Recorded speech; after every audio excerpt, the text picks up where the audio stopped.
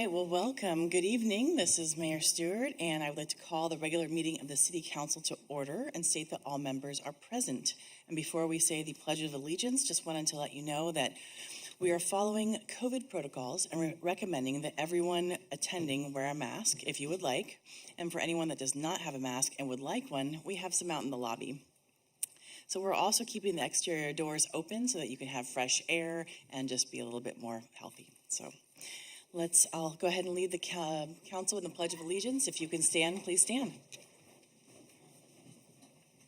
I pledge allegiance to the flag of the United States of America and to the republic for which it stands, one nation, under God, indivisible, with liberty and justice for all.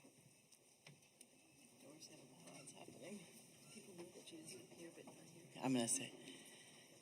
Are you going to state that Jan is here?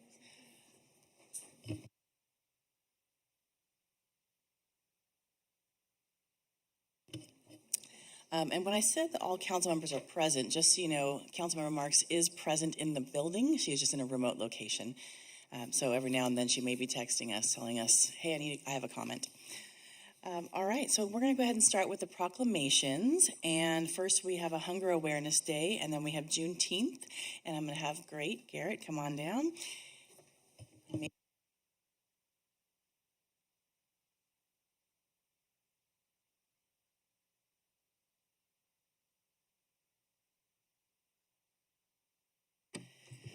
All right, and in the interest of time, we are starting to decrease the amount of whereases that we share publicly, but don't worry, they're all here. And Garrett, you'll get to share the entire proclamation with your team. So, Hunger Awareness Day, the Slow Food Bank is the leading hunger relief organization in the county and provides millions of pounds of only the most wholesome nutrition, which advances and promotes important public health outcomes. So whereas the Slow Food Bank believes the people of our county will rally to donate funds needed to alleviate local hunger. Now, therefore, I, Erica A. Stewart, Mayor of the City of San Luis Obispo, on behalf of the entire City Council, hereby proclaim June 3rd, 2022 as Hunger Awareness Day in San Luis Obispo. Thank you. Thank you. Thank you so much, Mayor Stewart, Vice Mayor Christensen, City Council, staff, friends, and neighbors. Thank you for shining the light on this vital issue. Since the start of COVID and persisting through today, our county and our community has seen a tragic increase in the amount of food insecurity, more than we've seen in our 33-year history. And over the past several months, crushing inflation, including double-digit increases in food, is delivering yet another blow to our most vulnerable neighbors. For the Slow Food Bank, inflation is causing a triple threat to us. We're serving more people, we're paying more for the food that we purchase, and negative pressures on personal budgets is causing some of our donors to put their money in their fuel tanks and their refrigerators rather than leaning in to assist us, which is challenging for us because over 70% of our budget comes from local donations. I even recently received an email from a gentleman who went from donor to hunger relief client recently. He lost his job, lost his ability to lean in, and we're honored to be there for him. He's paid it forward enough, but it's just a tragic reality of what's happening in our community. And we're not just filling bellies with our high nutritional standards, we're fueling bodies and minds, which is vitally important because a third of those we serve tragically are children under the age of 18. A quarter of those we serve are seniors, and at both ends of life spectrum, good food is good medicine, is good nutrition, and is vitally important. We're proud of the efficiency of our operations, where we turn every dollar donated into 7 nutritious meals, not just a marketing ploy, we actually do that. And hunger in our community is a local problem, but the solution is also local, and it exists in the compassionate hearts of our neighbors who lean in with their time, talent, and treasure and support our caring mission. So thank you for your kindness and for the opportunity to shine the light on our important mission. Thank you for all the whereases. I will vouch that they are there. Have a wonderful evening, and thank you all.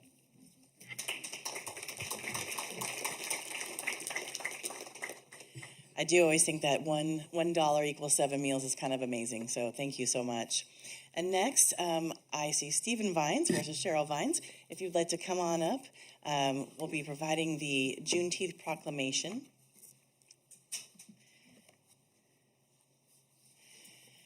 We have 5 whereases here, so I'm going to go ahead and read all of them.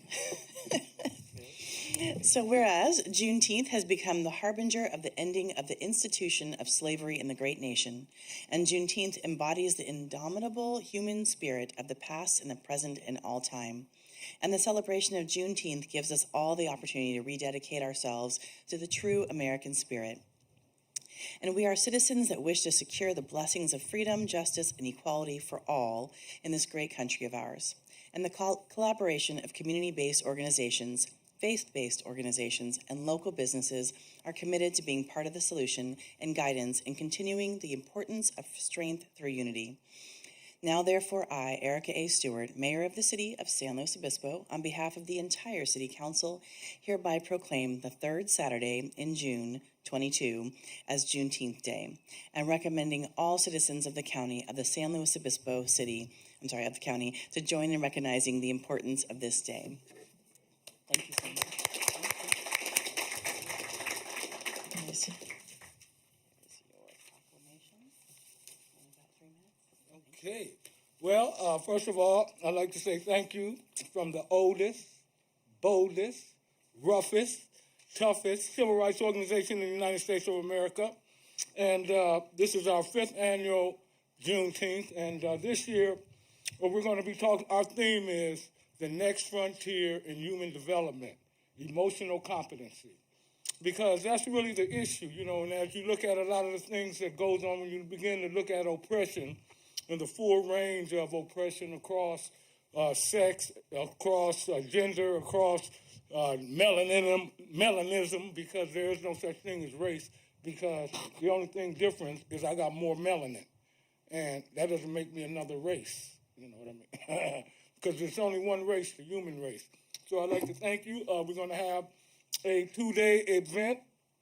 We're going to be out here at the mission, and we're going to be having music. We're going to have song. We're going to have dance. We're going to have stuff for children.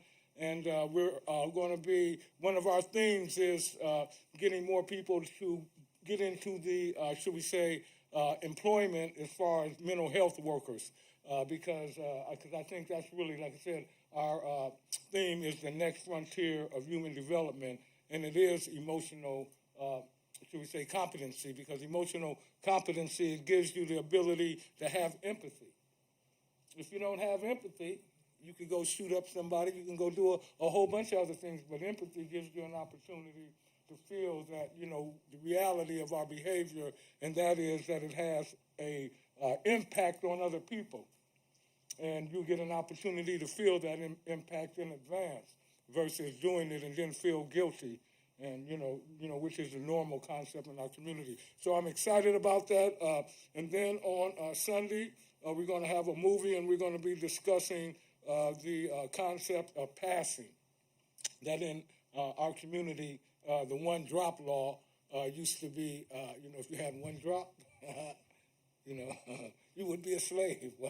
And so anyway, so it talks about the absurdity that, that one would have to, go through that through their character and everything to try to be somebody else so that they could have a life of justice. And that's really what the NAACP is about, is we fight discrimination and segregation. But really, the bigger picture is that what we fight is oppression. So thank you very much for your time.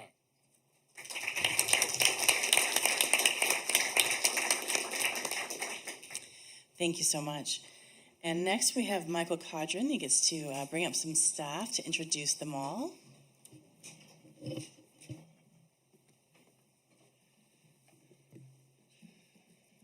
All right. Thank you very much, Mayor Stewart and members of the City Council. As your Community Development Director, I'm very happy to be here to introduce to you our new team of Building and Safety Supervisors. As part of the 2021 through 23 financial plan, we had the opportunity to reorganize the division so that we can properly support all of the building and safety functions while we scale up to provide our services to a growing community. And so I'm going to introduce the team now, and perhaps they will also say a couple of words of appreciation. So first off is Michael Lowe, and Michael Lowe is our deputy building official. So Michael oversees the day-to-day functions of the Building and Safety Division. He supervises Vanessa, John, and Trevor. And Michael comes to us, to the city with a construction background, which is very helpful, and he is almost complete with his coursework for a master's degree in public administration. Next up is Vanessa Nichols, and Vanessa is our permit services coordinator, and Vanessa oversees permit intake, plan check, and permit issuance.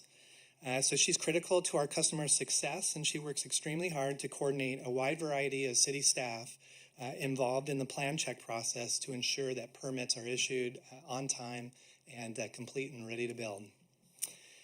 John Mezapeza is our code enforcement supervisor, and John was recently promoted from the code enforcement officer position, and now he's the supervisor. And he has a great track record of resolving cases before they escalate into major problems. And John is currently onboarding staff working on the city's new safe housing outreach and education program. And then Trevor Nelson is the last supervisor I'll introduce. He is our supervising building inspector. So Trevor is filling a new role for the city and provides supervision to a team of 3 building inspectors and consultants who help us provide next day inspection services. Trevor and his team are in the field every day, ensuring that new construction is carried out in line with the city's adopted codes and standards, ensuring the safety of future residents and other building occupants. And so now I'd like to invite them up to just introduce themselves and say thank you. Good evening. Thank you. So I come to you from the state of Iowa, actually. Well, I was a native Californian, moved there about 12 years ago, so this is kind of a homecoming for me. And I'm happy to share that I've been welcomed with great enthusiasm from not only the staff at the city, but also the community as a whole. It's really helped made my family's transition even more seamless, so I appreciate all of that. Over the next few months and into next year, the Building and Safety Division has really 2 big tasks in front of them, and the first of which is the adoption of the new 2022 California Building Codes, which will be in effect January 1 of 23. But also to increase our efficiency as a department by moving towards a more automated, permitted platform. And so the goal is to eventually become a paperless organization. All the while, I'm confident that our capable staff, led here by Vanessa, John, and Trevor, are going to continue to fulfill our main purpose of ensuring that the built environment remains safe, healthy, and accessible for the community. Thank you. Thank you.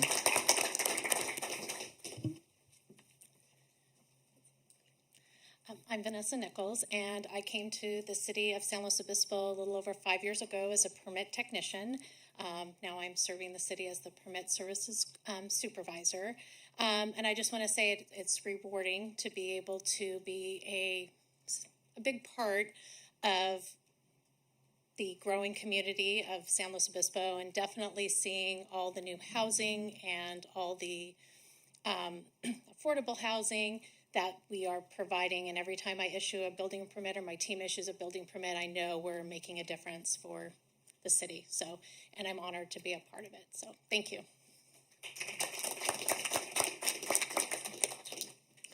Name is John Mezapeza, code enforcement supervisor, and I've been with the city since 2012, started in parking enforcement, and found a passion for keeping our city safe there, moved into code enforcement, and really found a niche that I can make a difference in. So I'm honored to be the supervisor now and can't wait to serve the city as a supervisor.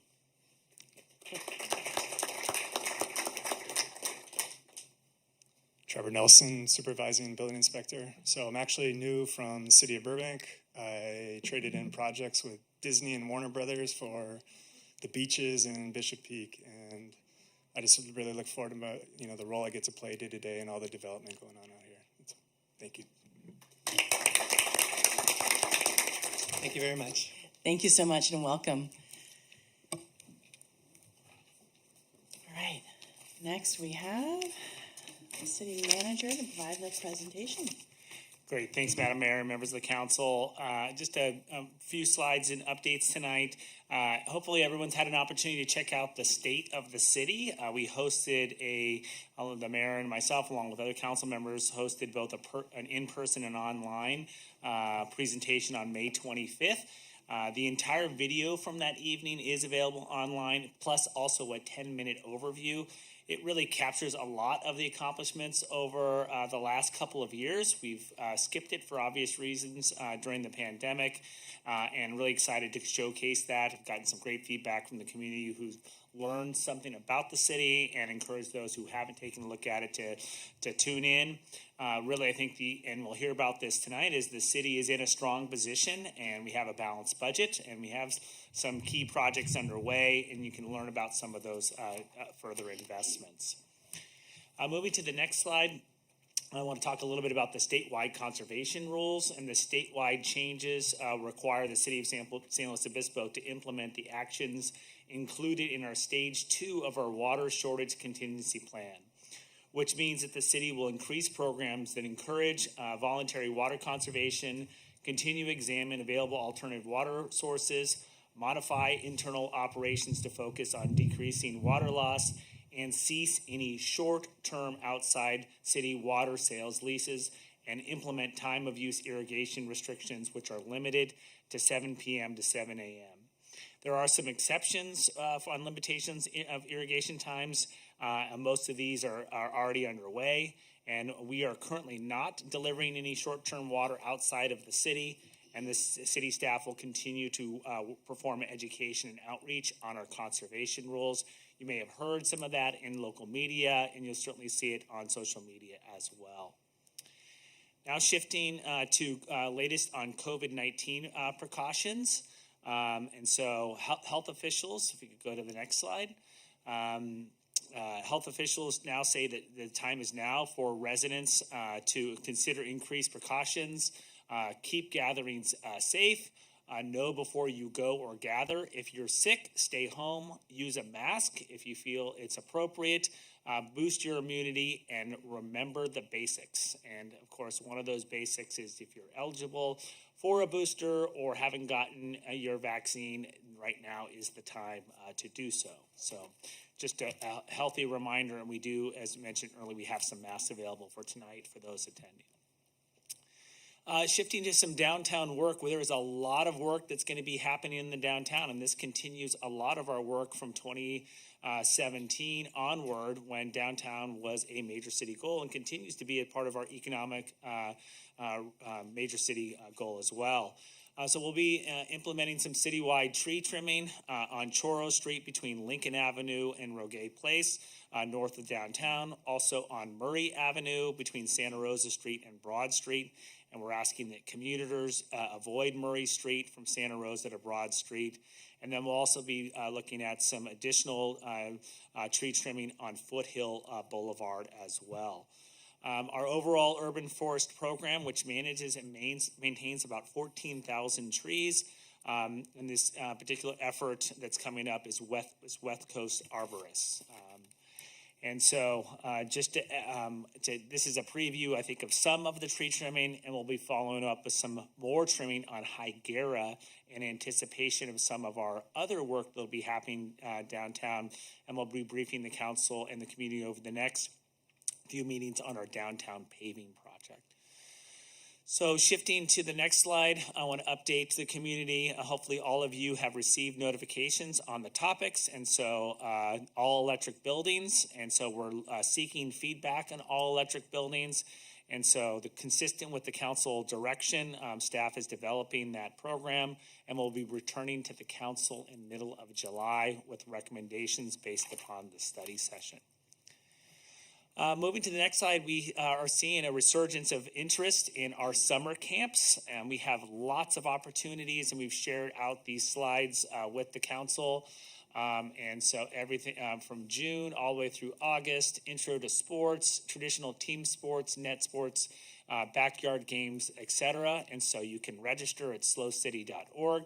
And these are really designed for individuals who are not particularly interested in like traditional sporting activities, and really provide alternatives for families and kids to participate in these types of sport camps.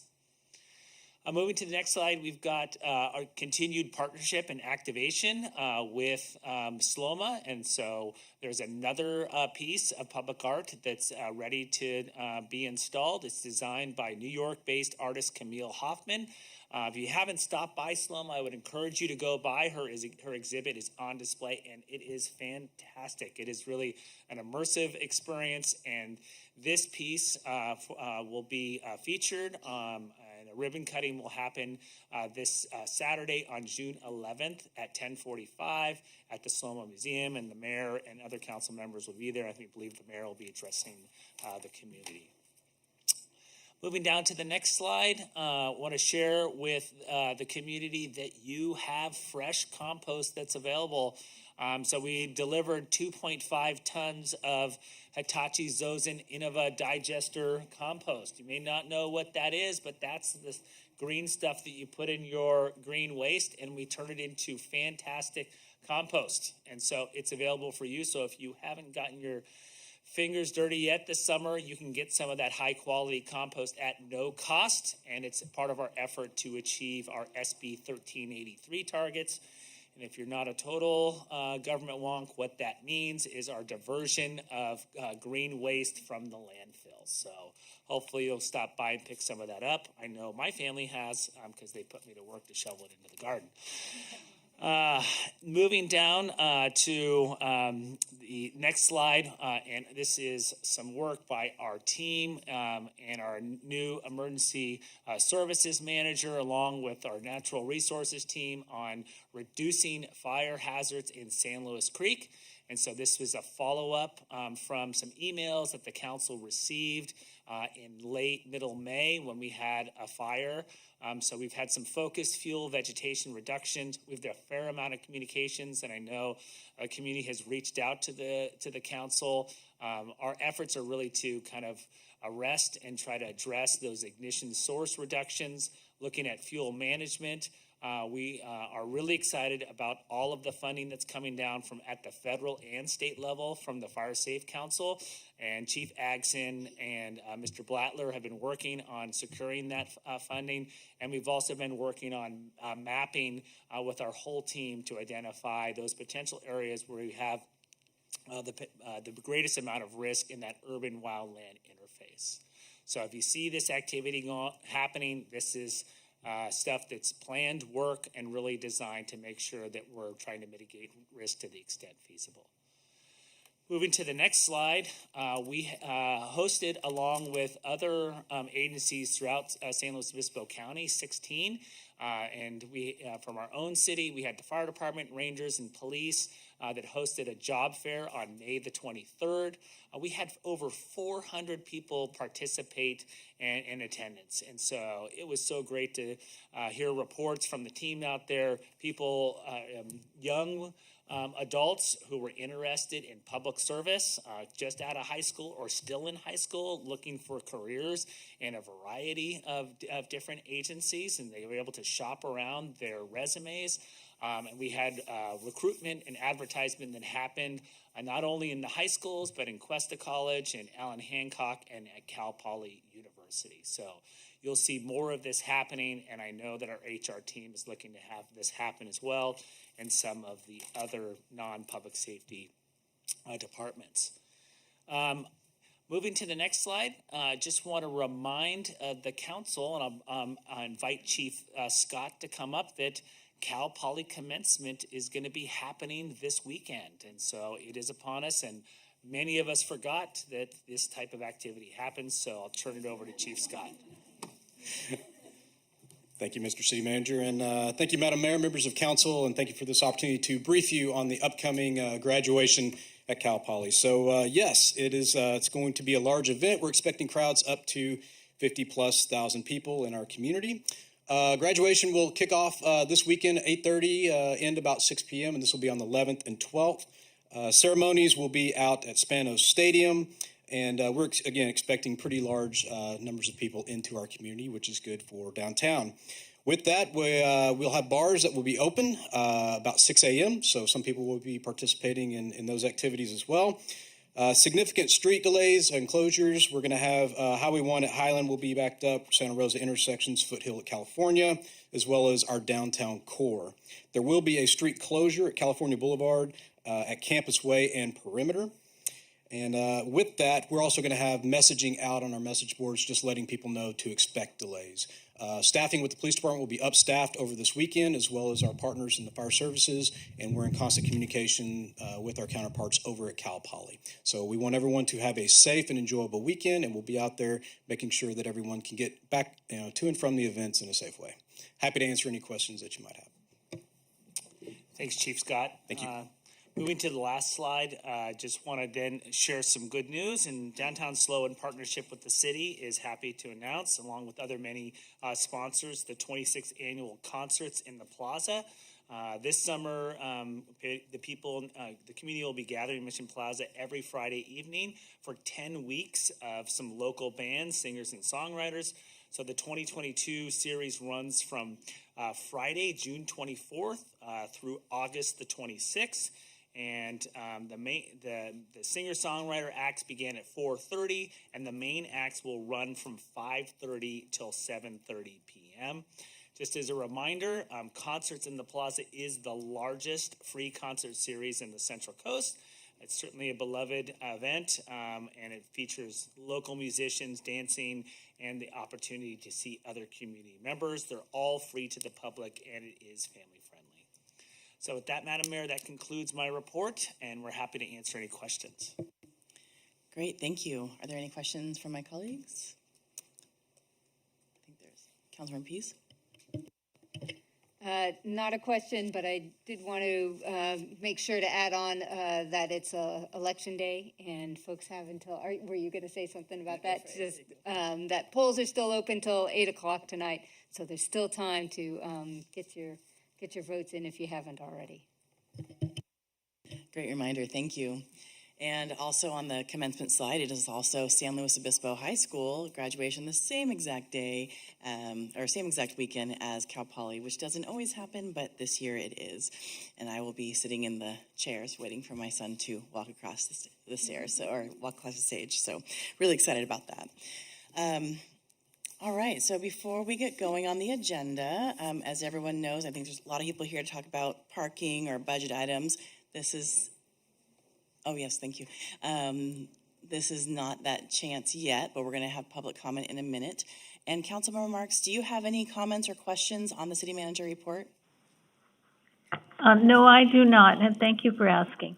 Thank you. Okay, so if you have not turned in your yellow slip and you would like to comment on something that's not on the agenda, this is your time. Thank you, City Clerk. And we have two to speak today. And, I realize I forget to sometimes share the Civility Guidelines, and just kind of reminder to everybody that we agreed on these Civility Guidelines for quite a while ago, I think 5 years ago. It was right before I came on, so. First, we make sure we listen first, we respect different opinions, show courtesy, criticize constructively, and debate the policy, not the person. And when speaking from the podium, please address us and not the audience. And also, if you have things you really love or you dislike that people are saying, this is a great chance to practice your, yay, we like it, or no, we don't, but not having boo and out loud clapping. So first we have Dane Censor, and then next will be Jeffrey Specht.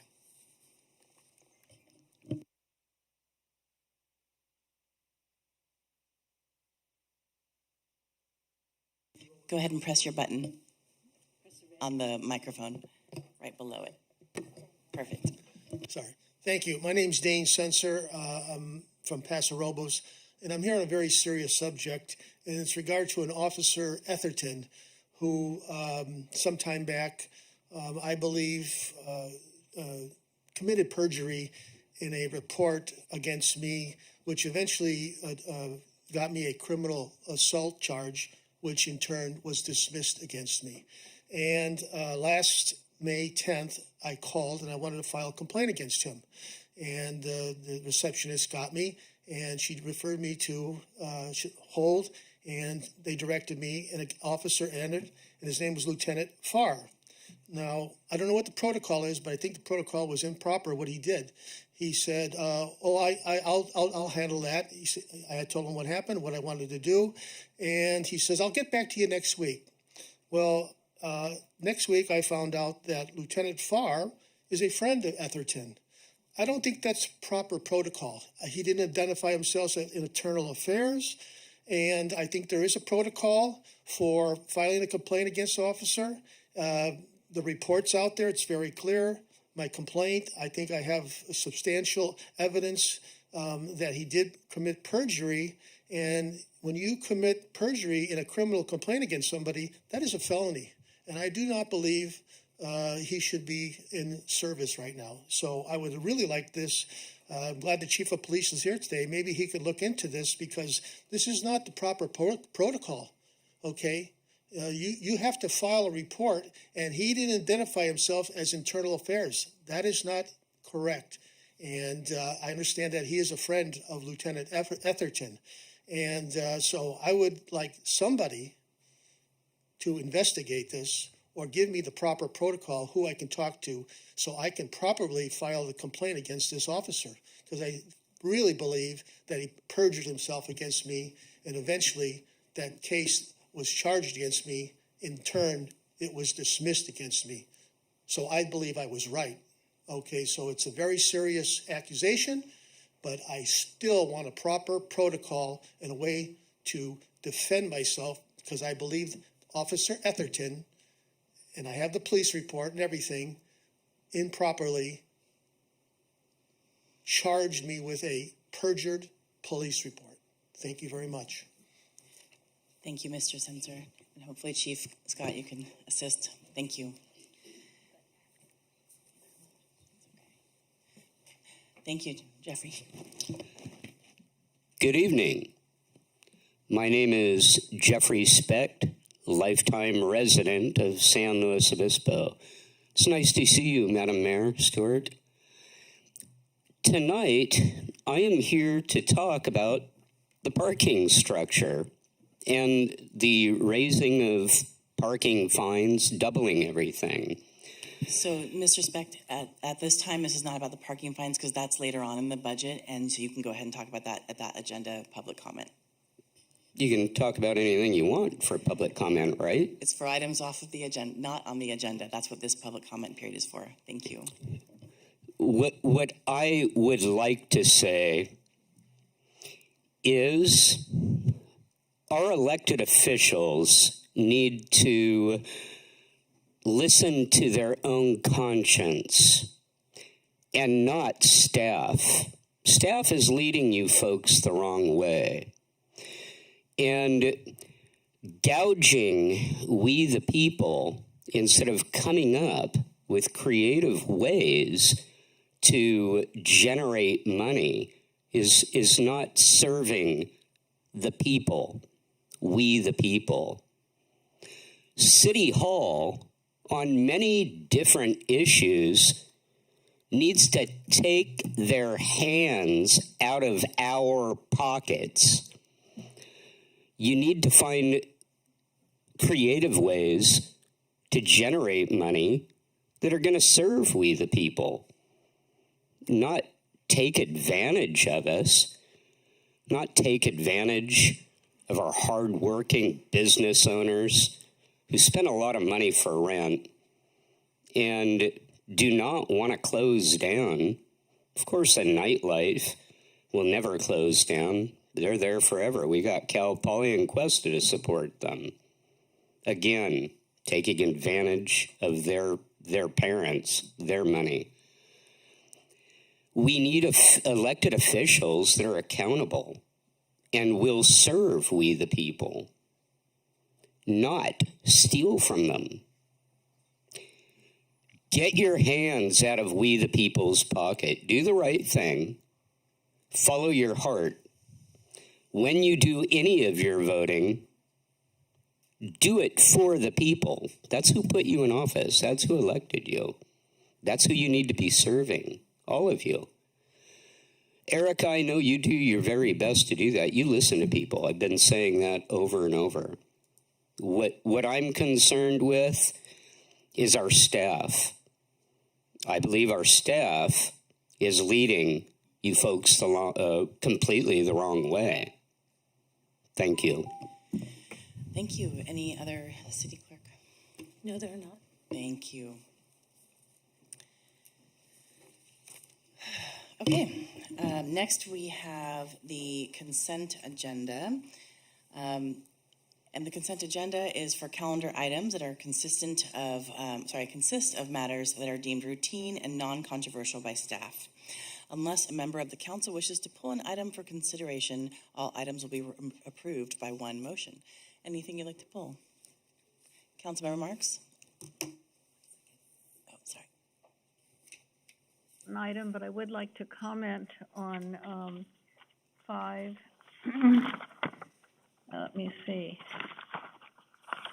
On 5G, the Dixon Ranch conservation easement, just briefly. Did you want to pull that, Councilmember Marks? No, I just wish to comment on it. Okay. Not pull it for a separate vote. All right, we'll go ahead and do public comment first, and then we can come back to council comment. All right, so we do have one. Sorry, Councilmember Schwarzman. I wasn't intending to pull item either, but I had one I wanted to comment on as well. You'll have a comment later too? Great, thank you.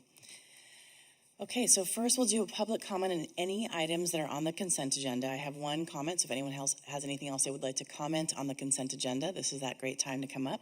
And then after that, we'll have requests for council comment and go from there. So I believe it is Kane Sylvie. Thank you.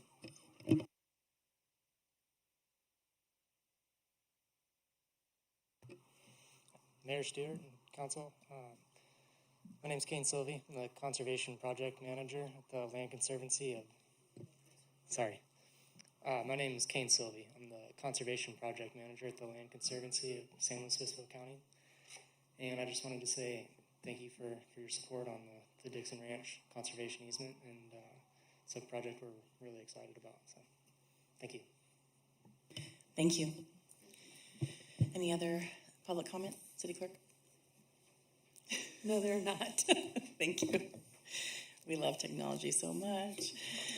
All right, so this is that chance for council comment, and I am just going to say first and foremost, thank you so much on item 5D to the advisory body appointments for Jill Caggiano and Linda Milkey, Lori Keller. Thank you so much for serving on our advisory bodies, and we're excited to hopefully appoint you as we vote in a moment. And we are also extending the term for Clint Pierce. So thank you for serving on TBID. I know that has been a challenging committee to keep full, so thank you so much. Councilmember Marks, you had a comment on Dixon Ranch? Yes, I just wanted to say that it's a wonderful opportunity to preserve just about 200 acres, and it's south of the city, but within our viewshed, and it's part of our traditional green belt. So I just want to say I really am very happy to see that on the consent agenda, and I will fully support it. Thank you. Thank you so much. Absolutely, this is part of our goals on a constant basis, is to help provide that open space and to protect our green belt. So thank you. Councilmember Schwarzman?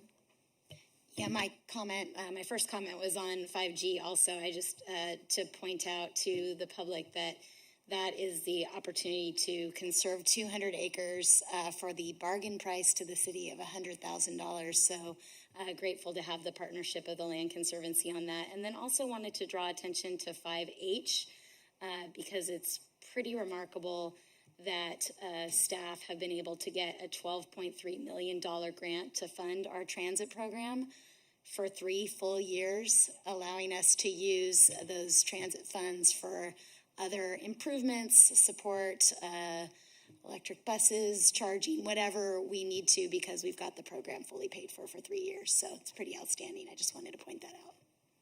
Absolutely. Thank you for pointing that out. Any other comments?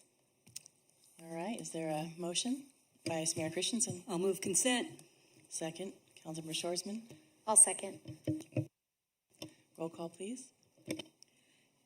Vice Mayor Christensen, Yes. Councilmember Shorsman, Yes. Councilmember Pease, Yes. Councilmember Marks, Yes.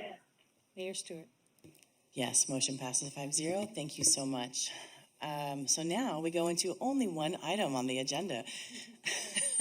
That being said, the budget is obviously big and has a lot of highlights, a lot of details to go through. So we are going to do this a little bit differently. We are going to pull the parking fund to be last, and we'll go through the rest of the budget first. And about 7:30-ish, we may take a break and take a little moment to do what we need to do and then come back. So just kind of giving people a plan. I know we have some different speakers throughout the night, and we get to start with Brigitte and Natalie, so thank you so much. And we'll go ahead and start. Thank you very much, and a very good evening, Madam Mayor, members of the council. And it is actually your city manager who will kick us off here with tonight's presentation, lead us in with some background information. We will then take over and bring you deeper and deeper into the details in regards of the budget that's before you for the next fiscal year. So I'll Great, hand thank it you. over to Derek. I hope you'll go over your highlights in the budget.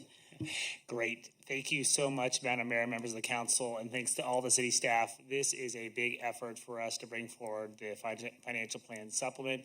And I would say that this continues to be a time of continued, I would say, changes in the global economy, which is impacting our community. But I'm proud to say that we're able to bring forward a balanced budget. So tonight we're bringing forward the proposal for adoption of a budget appropriations for 22-23, recommendations from the ad hoc committee on ARPA, and then as the mayor pointed out, we will be talking about particularly the parking fund and the proposed parking rate changes to realize a project in our major city goals. So moving to the next slide, I just want to remind everyone why we're here.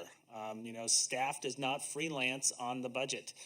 We have a lot of direction from the entire council and the community, and it starts with our city charter. So basically the city charter provides that I'll send the council an estimate of the amounts required for business and the proper conduct of all departments and offices. And you have that in the supplemental budget.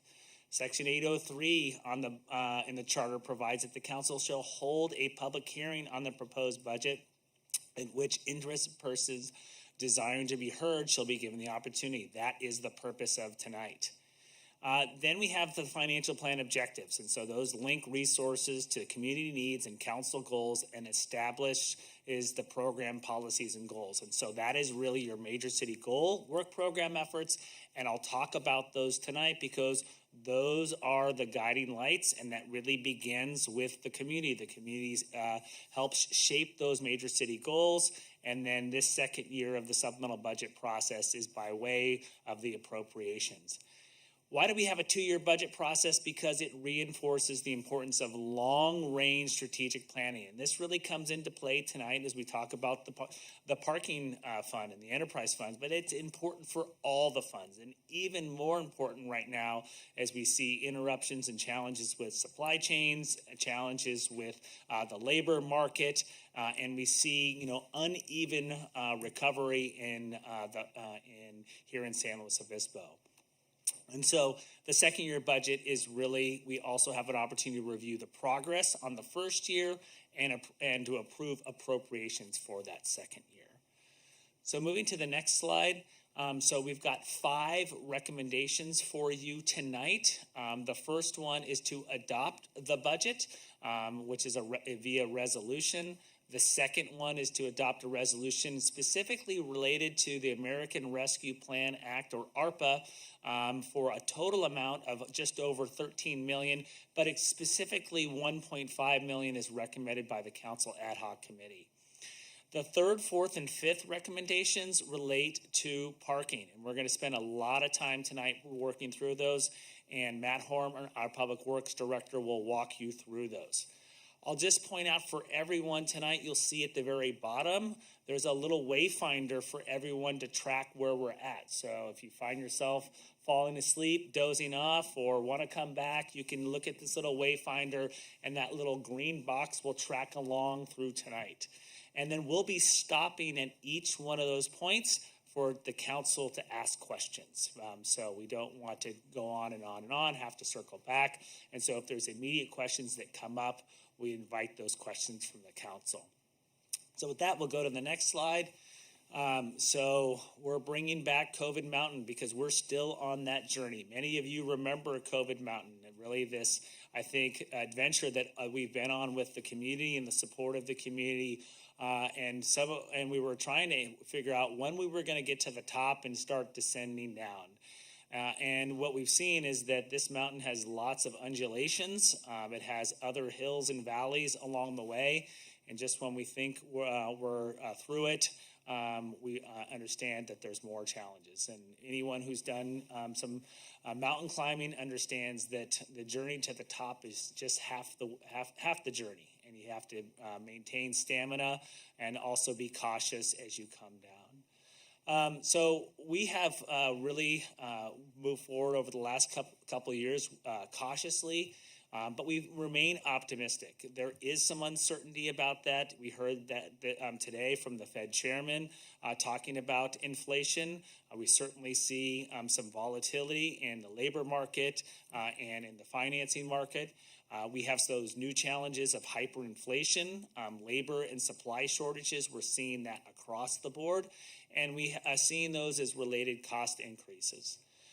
We have had to respond to the Great Reshuffle. It began as the Great Resignation. It's now being characterized as the Great Reshuffle. That is certainly an impact on our organization and something that I intend to bring forward to the council in the next financial plan, because we are a organization that serves people with people, and making sure that we have high quality people to provide high quality services is going to be important. We also want to be an attractive employer, and I want to thank the council for its appropriations and addressing our labor market inequities, and we're able to address those, and we're currently, as I'll point out in a minute, in negotiations with some of our other labor groups.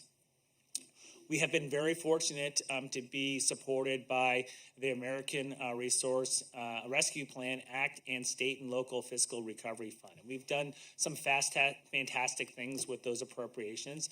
And in fact, tonight, those will be discussed and be a part of the budget deliberations.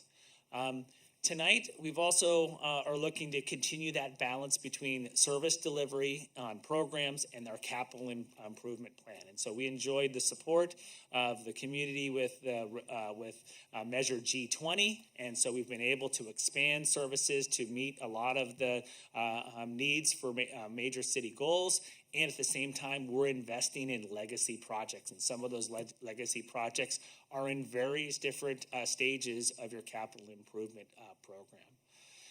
So I move forward to the next slide. I just want to remind everyone the path to the supplemental budget. This did not happen over the last 3 months. It really began in the fall of 2020.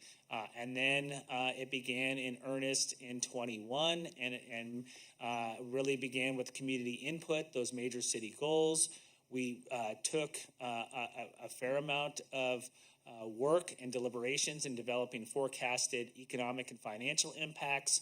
We incorporated our new revenues from Measure G20. The council, through its actions, was able to make its commitments to pay down CalPERS and made payments of between its early payments and investment in the trust fund of nearly $14 million. And then we've also been able to additionally continue our support of basic community services. So we did come forward at opportunities at mid-year. We did working with both Beacon Economics and HDL. We had an improved economic outlook, which allowed us to address those labor market challenges and address community needs. and we discussed those back with the council on February 15th. And so that gets us tonight, which is the supplemental budget, which embodies a lot of all those actions over, I would say, the last 18 months.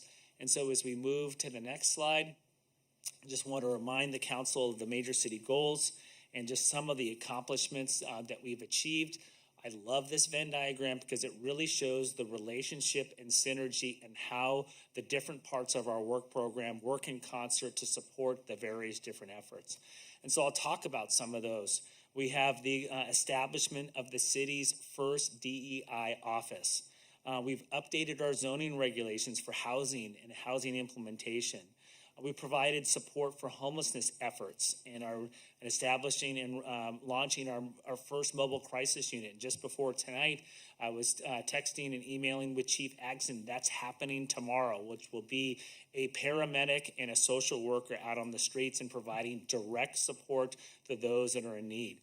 We also provided nonprofit partner support. Out of the ARPA funding, $1.7 million was allocated to the Anderson Hotel, an additional $300,000 to Transitions Mental Health for housing focused on homeless individuals. We've also contributed to expanding services at 40 Prado. On the climate side, we are one of the first facilities to install a Tesla Powerwall at our water treatment plant, which will lower our carbon emissions. I talked earlier tonight in our city manager report about the effort by our ranger services to maintain open space and reduce fire fuel. There have been very successful efforts, and I want to call out all of the partnerships that we've had, both with Downtown Lowe and with the Chamber on a variety of programs, our Buy Local bonus, our child care grants, our activation of facilities downtown. And that has all meant that if you compare quarter one of 2022 to quarter one of 2019, our sales tax revenue, which is a proxy for economic activity in our downtown, is up 26%.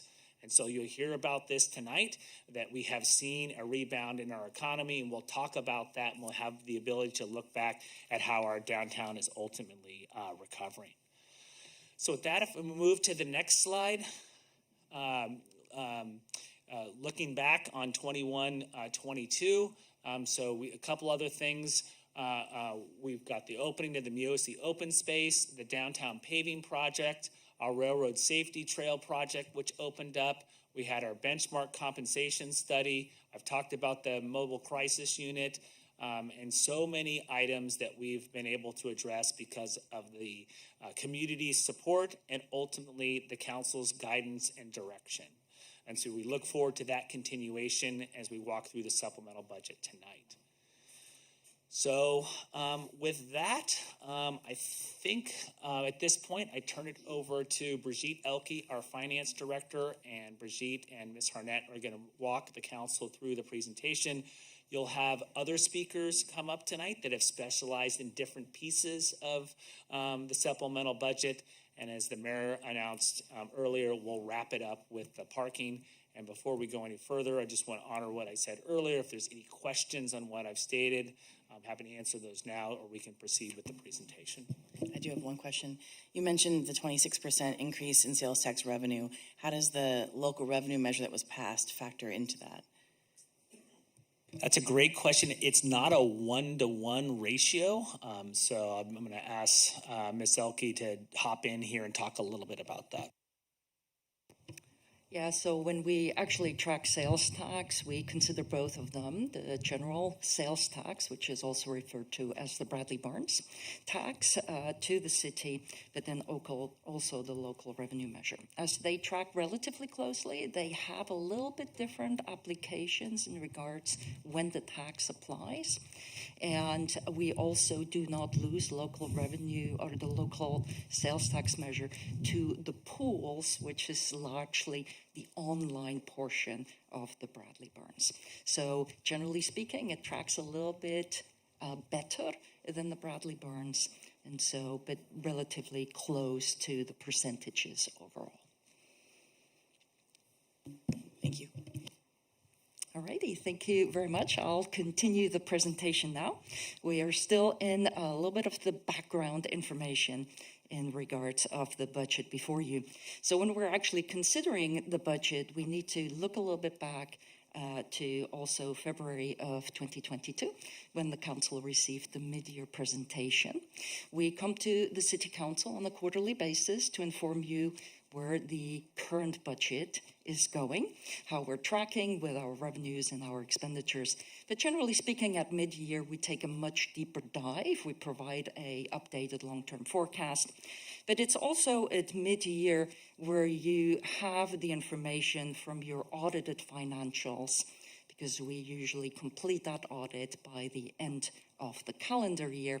And so you have a better understanding how you ended the previous years and what your fund balances are to move forward. So generally speaking, the mid-year looks just at these two components. But as with everything that is pandemic influenced, the fiscal year 21-22 was anything but business as usual. And at the mid-year, you took advantage of the better fiscal standing that we saw. We had recovered much better than we ultimately anticipated back in June of 2021 when you adopted the financial plan and the current budget. And so we were able to immediately address upcoming community needs, emerging trends that we saw, and the city council enacted allocations that now influence the budget before you. And so we wanted to look at those because all in all, you allocated about $1.6 million that influence the 22-23 budget. The allocation happened mainly in an advancement of your major city goals and to make sure we can further those objectives and goals set forth. It also looked at the maintenance of infrastructure and invested quite heavily into those components. But it also looked at the core services of the local revenue measure priorities and invested over $1 million from that source into community needs and efforts.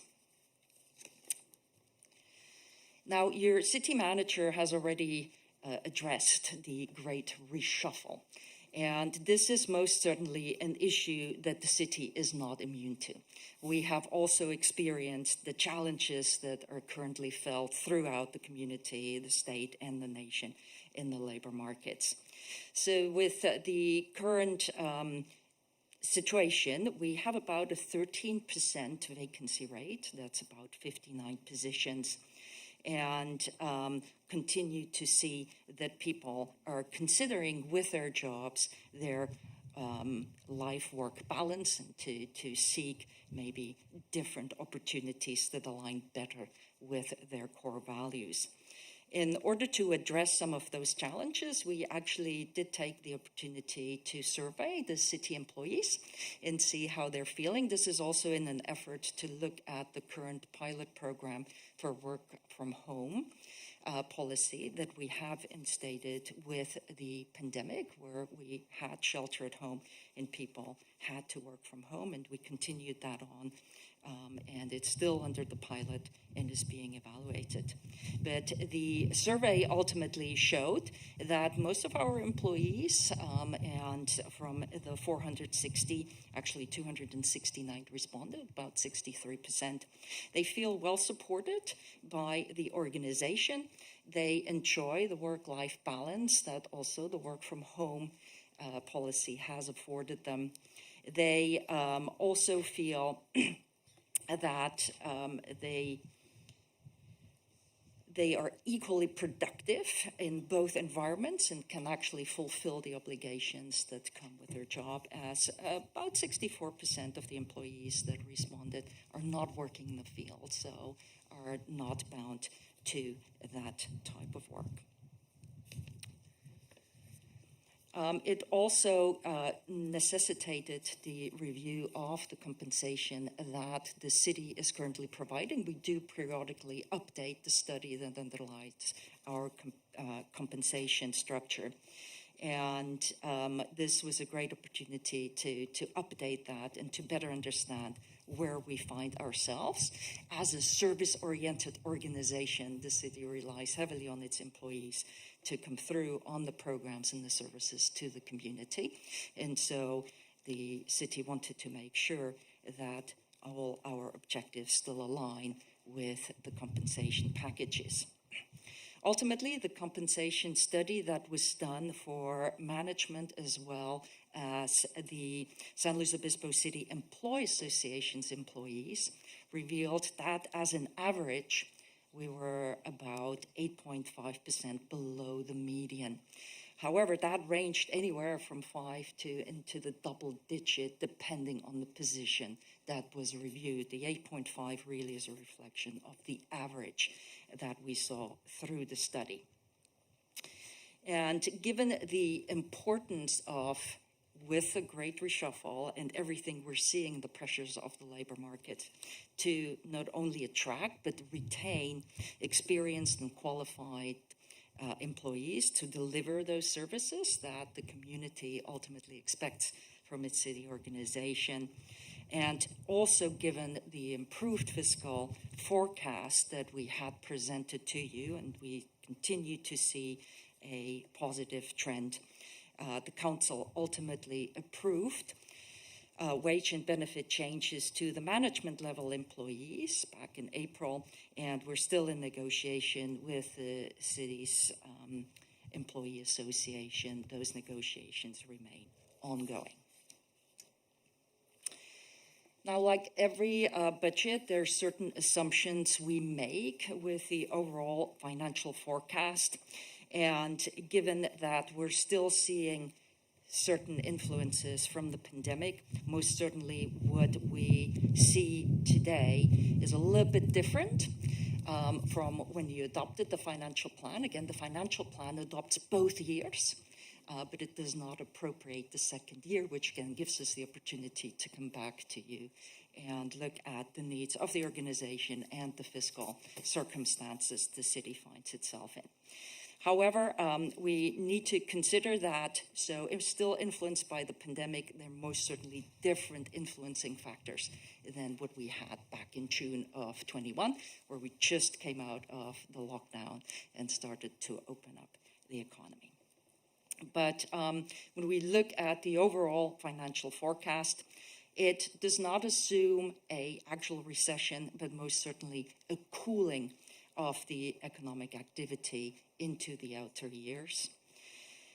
We made sure within the budget that our operating resources are adapting to the unprecedented conditions that we're seeing, and we're also making sure we come through on a very ambitious capital improvement plan. The allocations concentrate throughout on the major city goals and the various objectives and programs that the City Council has put forth. It takes opportunity of the about $13.5 million in state and local recovery funds, and we go a little bit more into detail here in a moment. And it looks at investments into the community in regards of the services and programs and infrastructure that the community expects from us. And as the longer term assumptions continue to be challenging, because as I mentioned to you before, one of the words I'm kind of tired of is uncertainty. But as the uncertainties again are driven by different factors, they unfortunately remain, as we are in unprecedented territory in what we're experiencing. But overall, all funds are in good financial standing based on those underlying assumptions that we have used for the budget before you. That now leads us to the American Rescue Plan Act and the State and Local Fiscal Recovery Fund. I want to go back to the distinction between the two of them, because we, generally speaking, use ARPA because it's such a nice term to use, but it is really only the act, the congressional act, that provided for the funding.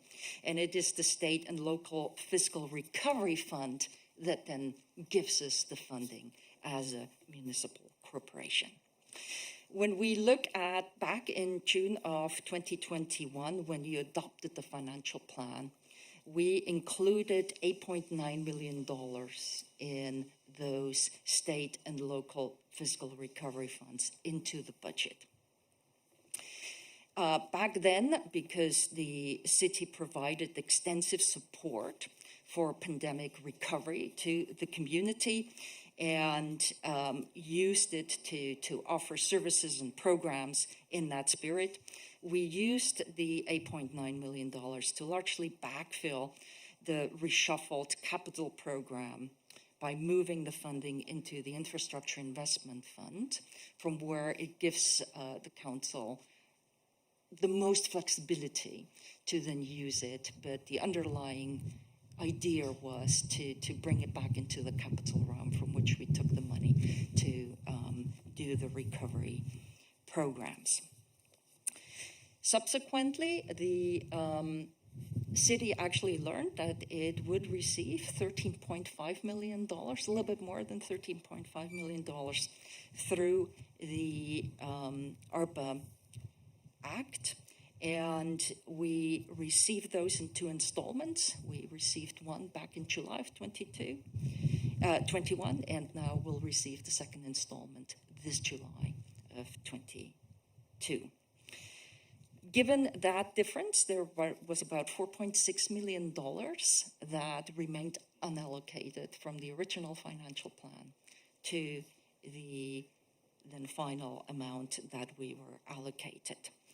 The $13.5 million are directly tied to the final rule that the U.S. Treasury put out in regards of how the state and local recovery funds could be used for a municipality such as ours.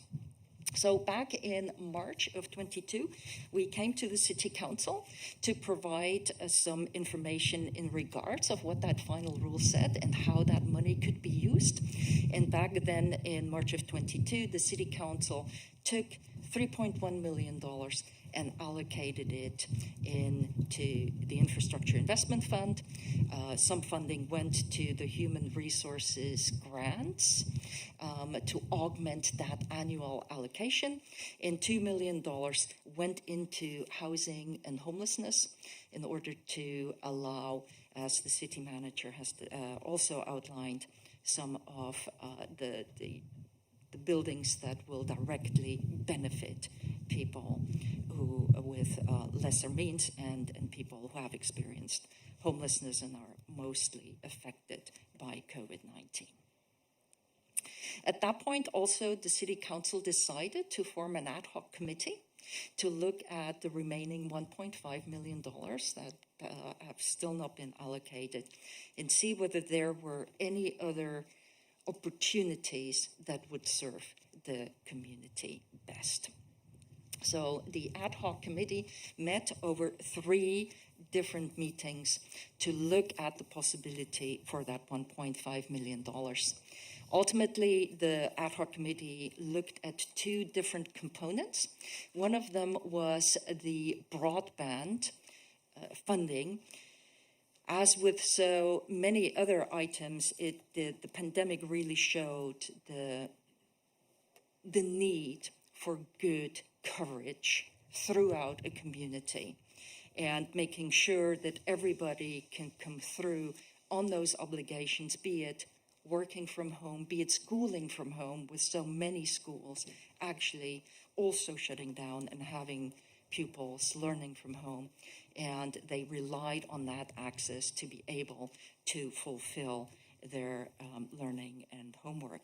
And like many other jurisdictions, the city of San Luis Obispo is not seeing a full coverage or even coverage throughout its community.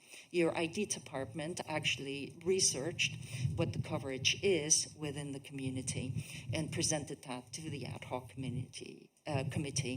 And with that, the ad hoc committee decided to utilize $600,000 of the ARPA funding to first study further where really the discrepancies are and where maybe some improved broadband would be needed, and then a further $500,000 to fulfill some of the the outcomes of the study once it is completed. So all in all, $600,000 are recommended at this point to go towards the broadband effort and making sure that everybody in San Luis Obispo has equal access to online services. The other component that the ad hoc committee looked at was premium pay, and premium pay under ARPA was also available to people who worked during the COVID-19 pandemic. Were not able to do that work from home, but service the community with the basic needs, and obviously within that determination, grocers and pharmacy workers came at the forefront since they served the pandemic from day one or during the pandemic and made sure that the community had access to vital medication and food throughout.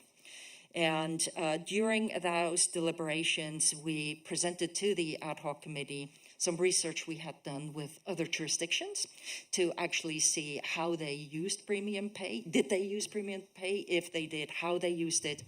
And it turned out from there that so multiple jurisdictions used premium pay for their employees that had to stay at the forefront because premium pay cannot be used for people who work from home. It had to be in the field work and at the desk work. Only one, actually two jurisdictions that are south of us provided premium pay to grocers and pharmacy workers.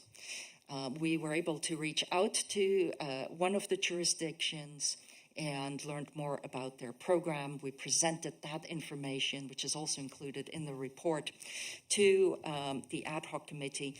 And ultimately, the ad hoc committee recommends to not enter into such considerations due to the complexities of the programs that we've seen in those two jurisdictions, and moved the funding towards housing and homelessness, as there seems to be a greater need and an easier way to directly benefit those who were mostly affected by the pandemic. So within the recommendation here is now that full allocation of the $13.5 million that the city will see from the state and local fiscal recovery fund. To summarize it here now is how the funding will be used. We see here revenue loss $10 million. Part of the ARPA and the state and local fiscal recovery funds under final rule was the ability for a jurisdiction to claim revenue loss that it had experienced during the COVID years.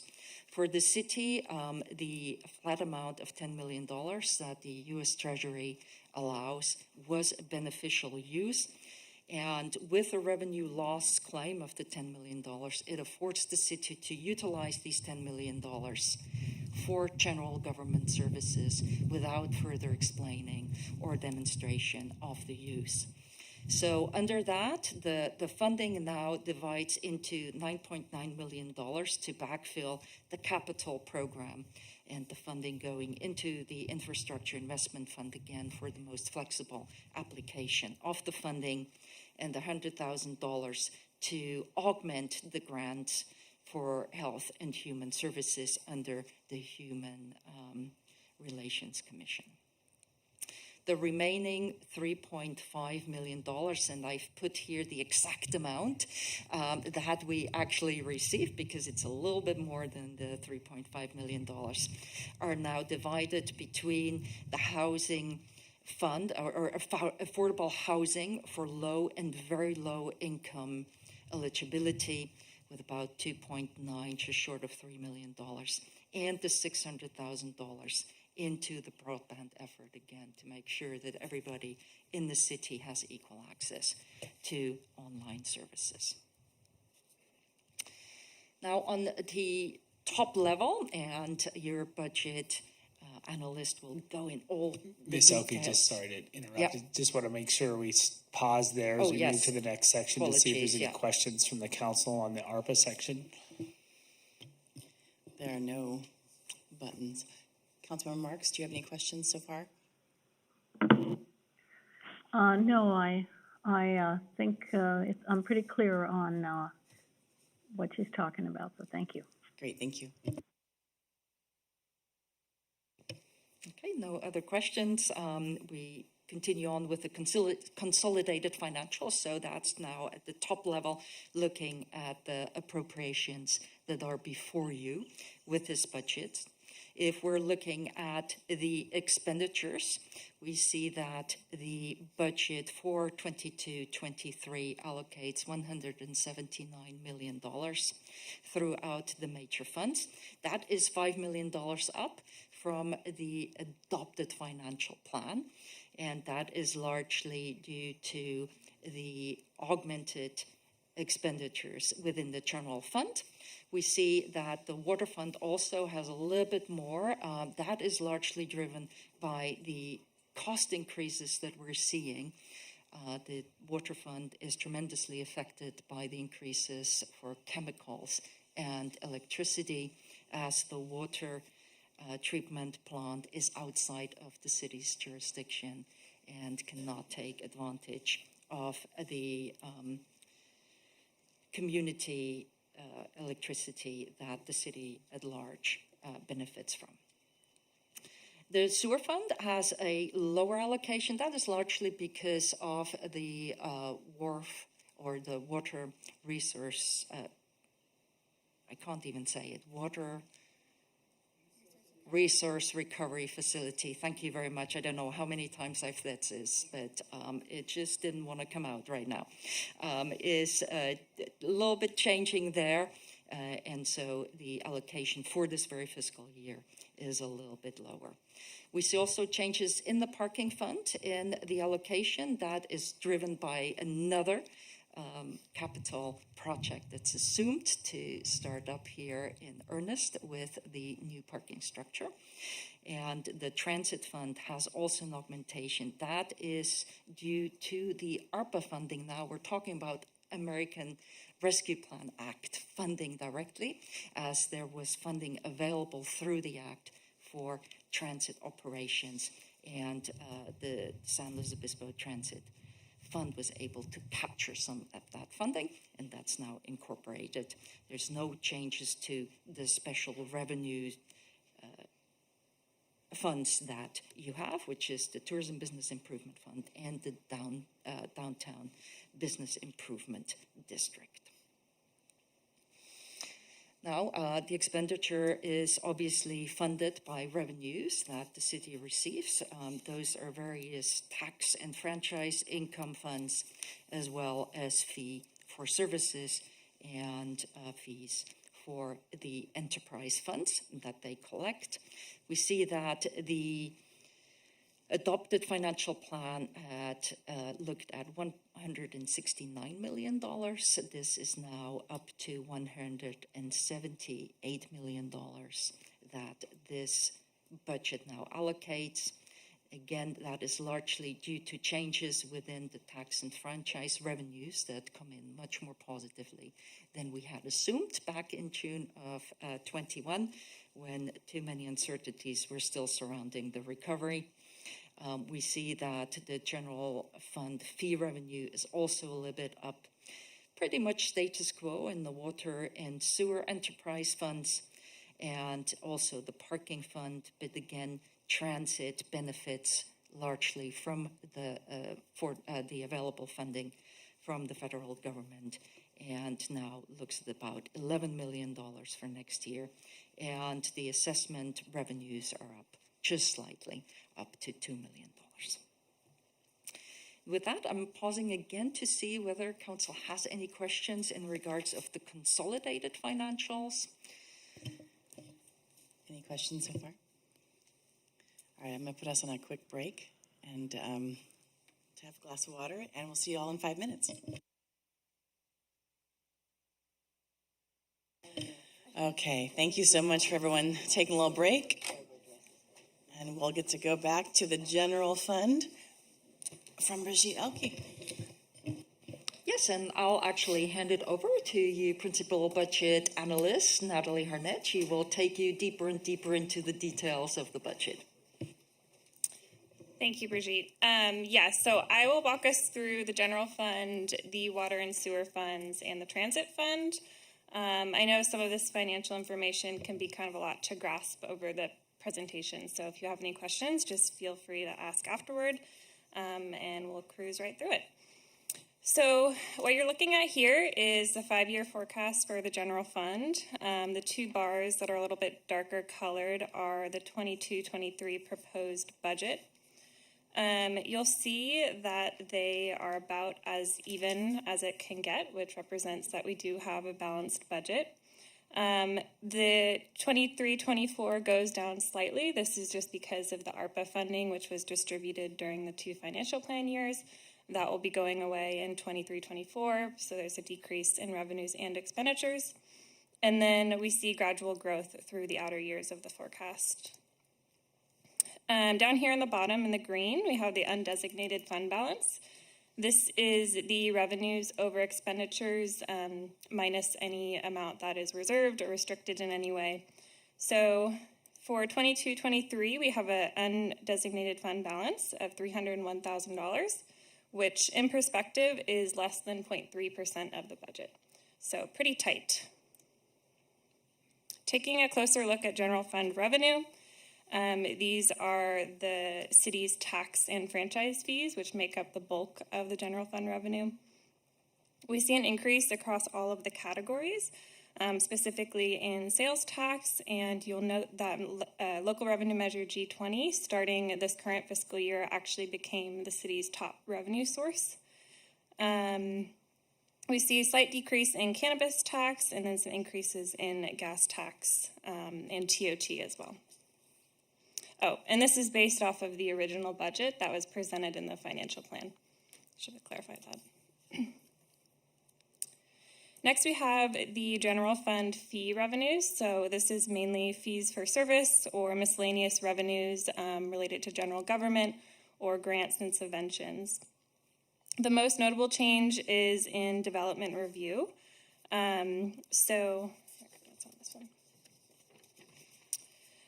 Staff now estimate that revenue will be about 14% lower than the original projection. The reduced revenues are attributed to fewer planning applications and building permits across all development types, along with inflation and rising interest rates will impact projected to impact the construction and development industry. The department began to see a slowdown in activity after a peak in fiscal year 1920. So this forecast represents an adjustment to the latest trend that we're seeing. Moving down the line, we have a drop in general government. This is related to cannabis license fees as well as a reduction in the city's interest earned. And then I have ARPA separated out on its own line just to show the increase of what we originally projected versus the new amount, the 6.7.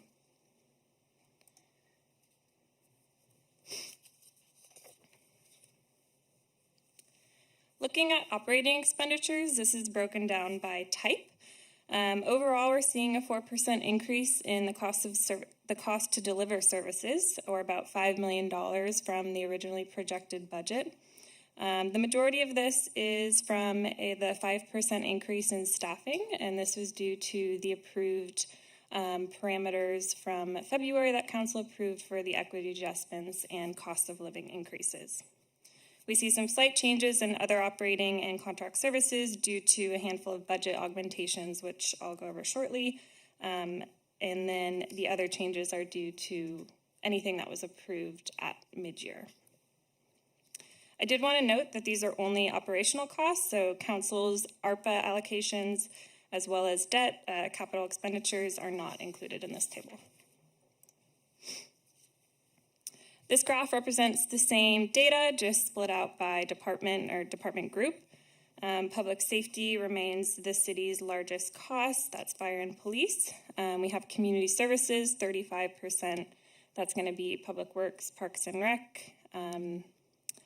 why am I drawing a blank here? Utilities and community development. And then internal services, so finance, administration, IT, human resources, and the city attorney's office.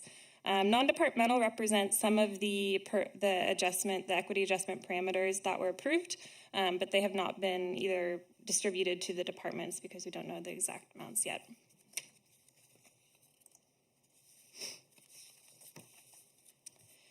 So here we have the significant operating budget changes from the financial plan or from mid-year.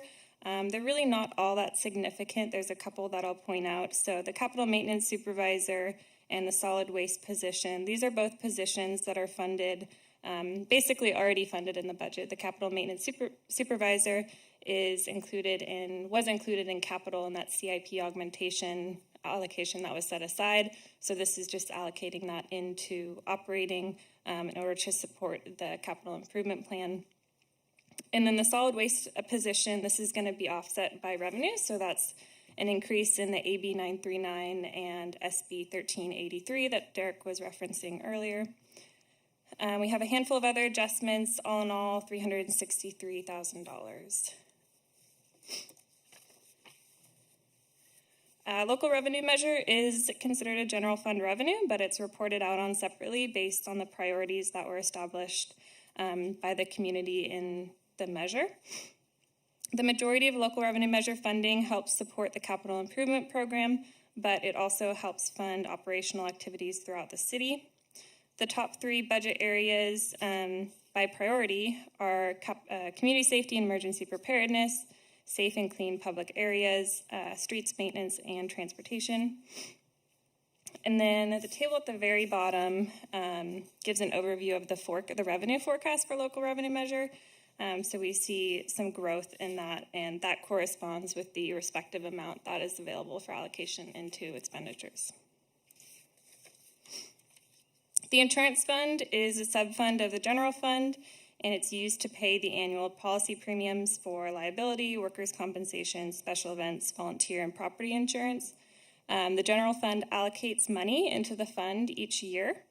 The insurance fund was actually created in the 1921 financial plan as a way to help manage the fluctuations in the annual costs, since these are often very hard to predict. This became particularly useful this year, or for 22-23, because we did see a significant increase in the annual costs, about $315,000. The reasons for that are higher cost claims, increases in payroll and the number of employees, and the increase in valuation of the city's properties and related insurance costs.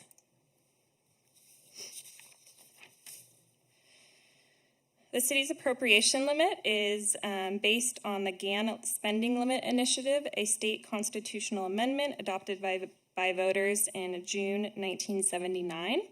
Under California Constitution, the city is required to calculate and adopt appropriation limit to guide budget appropriations.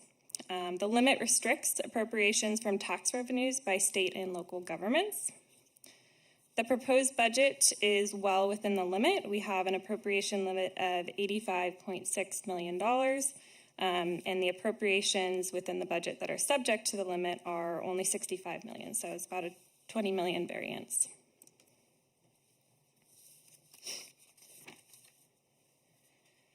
Any questions on the general fund? Councilmember Shorsman. Thank you. Just one. I noticed that you estimated in the revenue for a decrease in grant revenue, and I'm just wondering, it seems as though there's been a pretty high success rate of getting grant revenues, so I'm just wondering what the reason for that is. Yeah, of course. That's a good question. So the city generally, we've budgeted about $900,000 a year for grant revenue, but most grant revenue is dependent on award. So what we do now is when we are alerted that we've been awarded a grant, we increase both our revenue budget and our expenditure budget at the same time. So that's actually a better fiscal way to do it than to budget for something in the beginning of the year that we don't know we're going to receive. So that's why that got reduced, but ultimately at the end of the year, the budget will probably be close to where it is, but it's just a more conservative way of budgeting for that type of revenue. Thank you. That makes sense.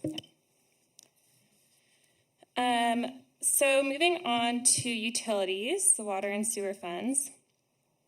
Hold on one second just to confirm. Oh, yeah, sorry. Councilmember Marks, any questions at this time?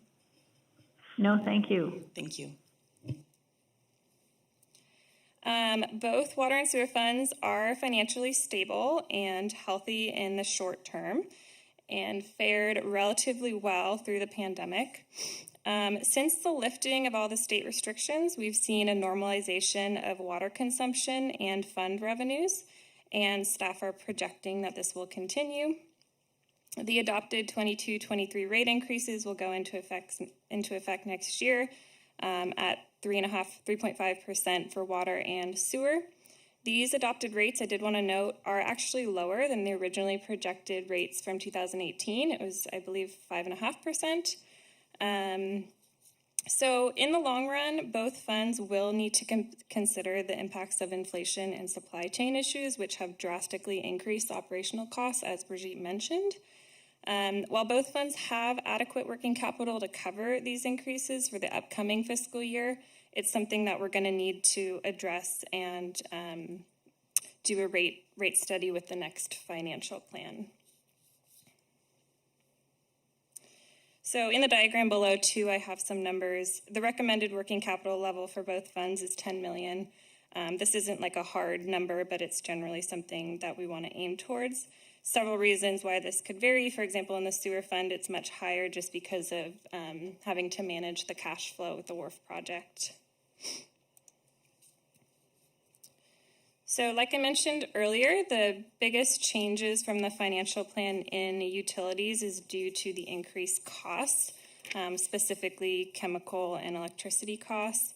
There's also some dollars being allocated towards drought response, so that's communications, water conservation communication, and information about rebate programs. So all in all, $140,000 in one-time budget allocations and about $1 million ongoing. Lastly, we have last for me, we have the Transit Fund, which is financially stable, but faces many of the same issues that the other funds do, particularly in labor, so the availability of bus drivers. Also, fuel costs and inflation increase the operational costs for the fund. As far as revenue goes, most of transit revenue comes from federal, state, or grant funding. Therefore, the fund has been able to maneuver most of the economic impacts from COVID and the reduced ridership. In fact, the transit-specific ARPA funding that Brigitte alluded to earlier will allow the fund to advance its capital improvement plan and is currently positioned to attain a zero-emission fleet and infrastructure to support that fleet, which is exciting. Below is a table that shows the ridership numbers. As you can see, it took a huge hit in fiscal year 1920 and then drastically in 2021. And we see that picking up and assume that that will continue to trend upwards. Looking into next year, we're currently working on a new long-term agreement with Cal Poly, which is one of our top writers is through the university. The Transit Fund will continue to receive formula-based federal and state grants on an annual basis. And we're working on an amendment with First Transit LLC will be executed that reflects an increase in wages for drivers and operations staff. So that should help with some of those labor shortages. And at this point, I will see if there's any other questions and then hand it over to our friends in Public Works. Thank you so much. Any questions from my council members? All right, Public Works is up.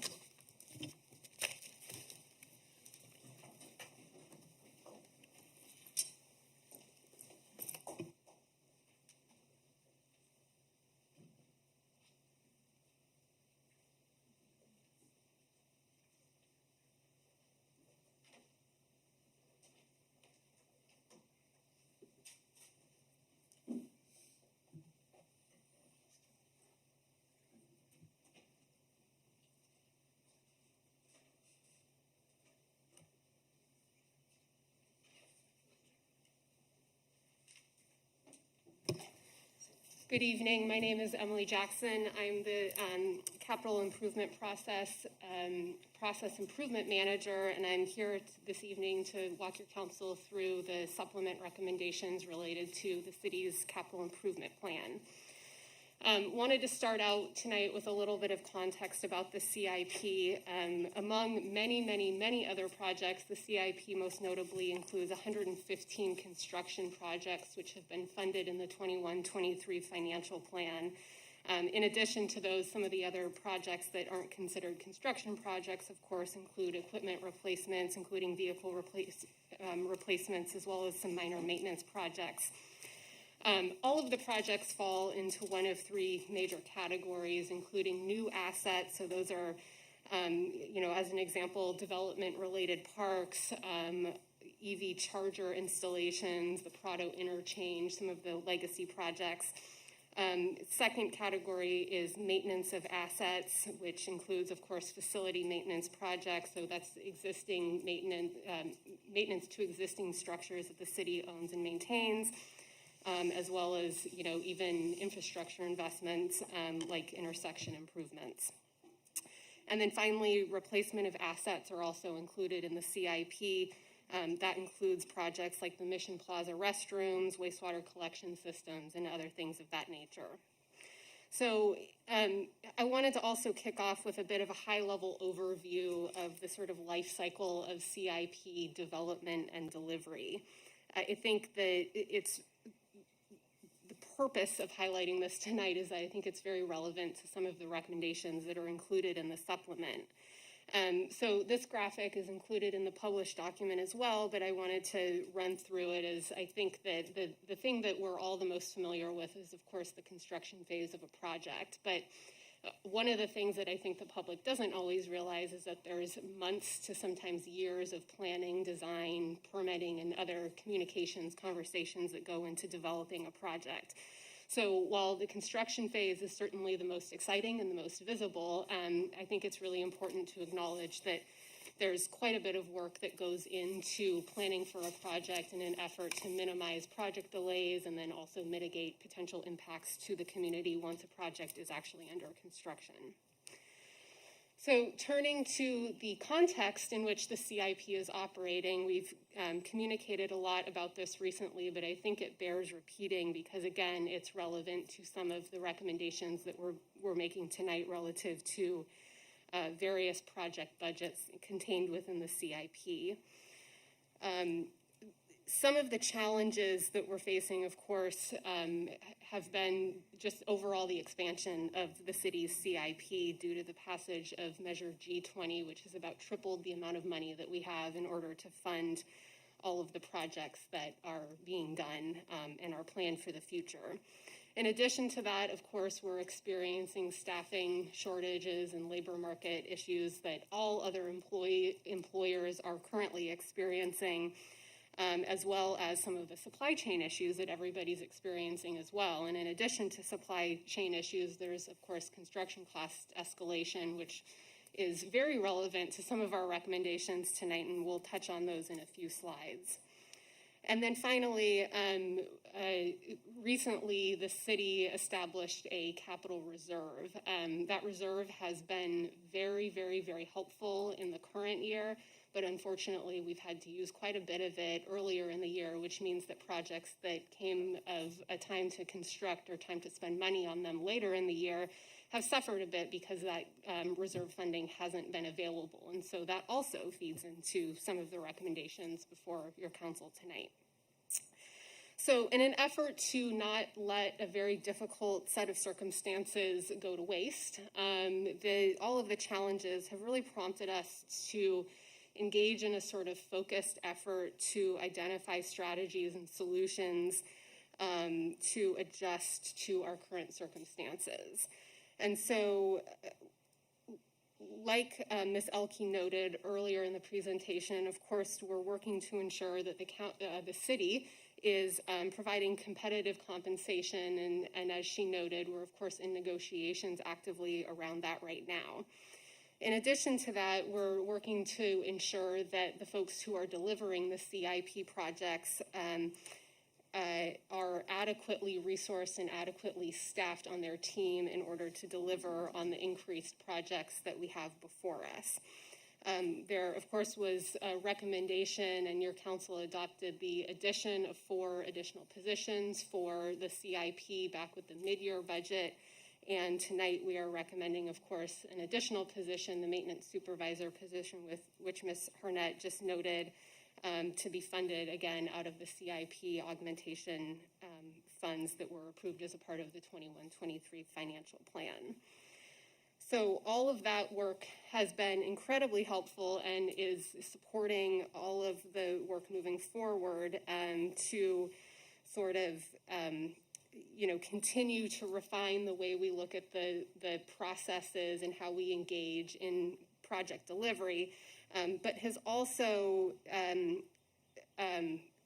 informed sort of the way that we're going to be onboarding new employees, and that has led us down the path of really engaging in an effort to prioritize the projects that we have ahead of us so that we're clear, one, about who those projects will be assigned to and when those projects will be assigned, so that we can set really a realistic expectation about project delivery over the next couple of years. And the effort, last but not least, has also allowed us to identify those projects where funding may not be necessary in the course of the 21-23 financial plan. So again, there's a number of projects that are funded starting in 22-23 for a variety of different reasons. We won't actually need that money that was previously adopted with the financial plan. And so tonight we're going to be recommending deferring some of those projects because they're not ready to go, and taking that money and allocating it to the projects that need it. And then finally, as we'll touch on in a little bit, we also have a recommendation understanding how important a tool the reserve has been, that we replenish the reserve so that we're starting off the new fiscal year in a good position and able to weather what we expect to be a continued storm of supply chain issues and cost escalation. So wanted to highlight the status of all of the projects that are on the radar for 21-23. Despite all of the constraints that I just noted, we have made good progress on a number of projects. And this pie chart up on the slide right now shows the status of all of the construction projects. So again, the 115 projects that are funded in the 21-23 financial plan.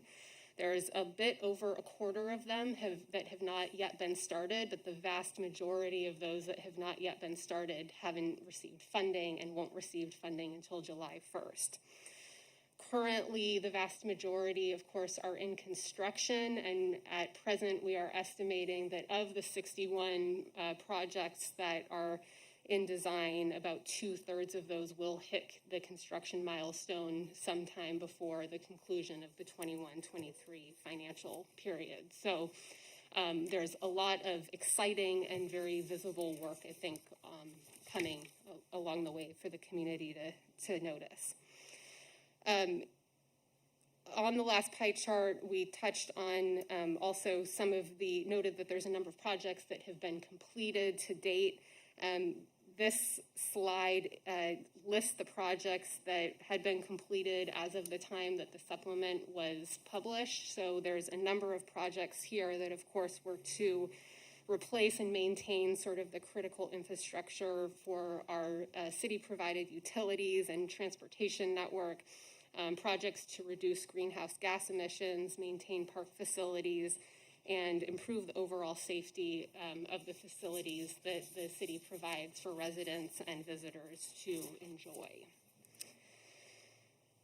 So there's a number of recommendations related to both new projects that we're seeking approval of project creation as part of adoption of the supplement this evening, as well as some existing projects where we're planning to either defer funding or augment funding due to a variety of different factors. But I wanted to highlight really some of the projects that came out of the effort that we went through a couple of weeks ago to prioritize projects. That effort was really spurred by a single project that came in significantly overbid, and the report includes a little bit more detailed information about that, and you'll hear a lot about that at the next council meeting on the 21st. But in mid-May, the bids came in for the 2022 roadway sealing project, and the bids were about 70% over the engineer's estimate. The engineer's estimate, of course, is based upon historical trends. So we looked at what did we need to pay for the 2021 sealing project, and that informed our estimate.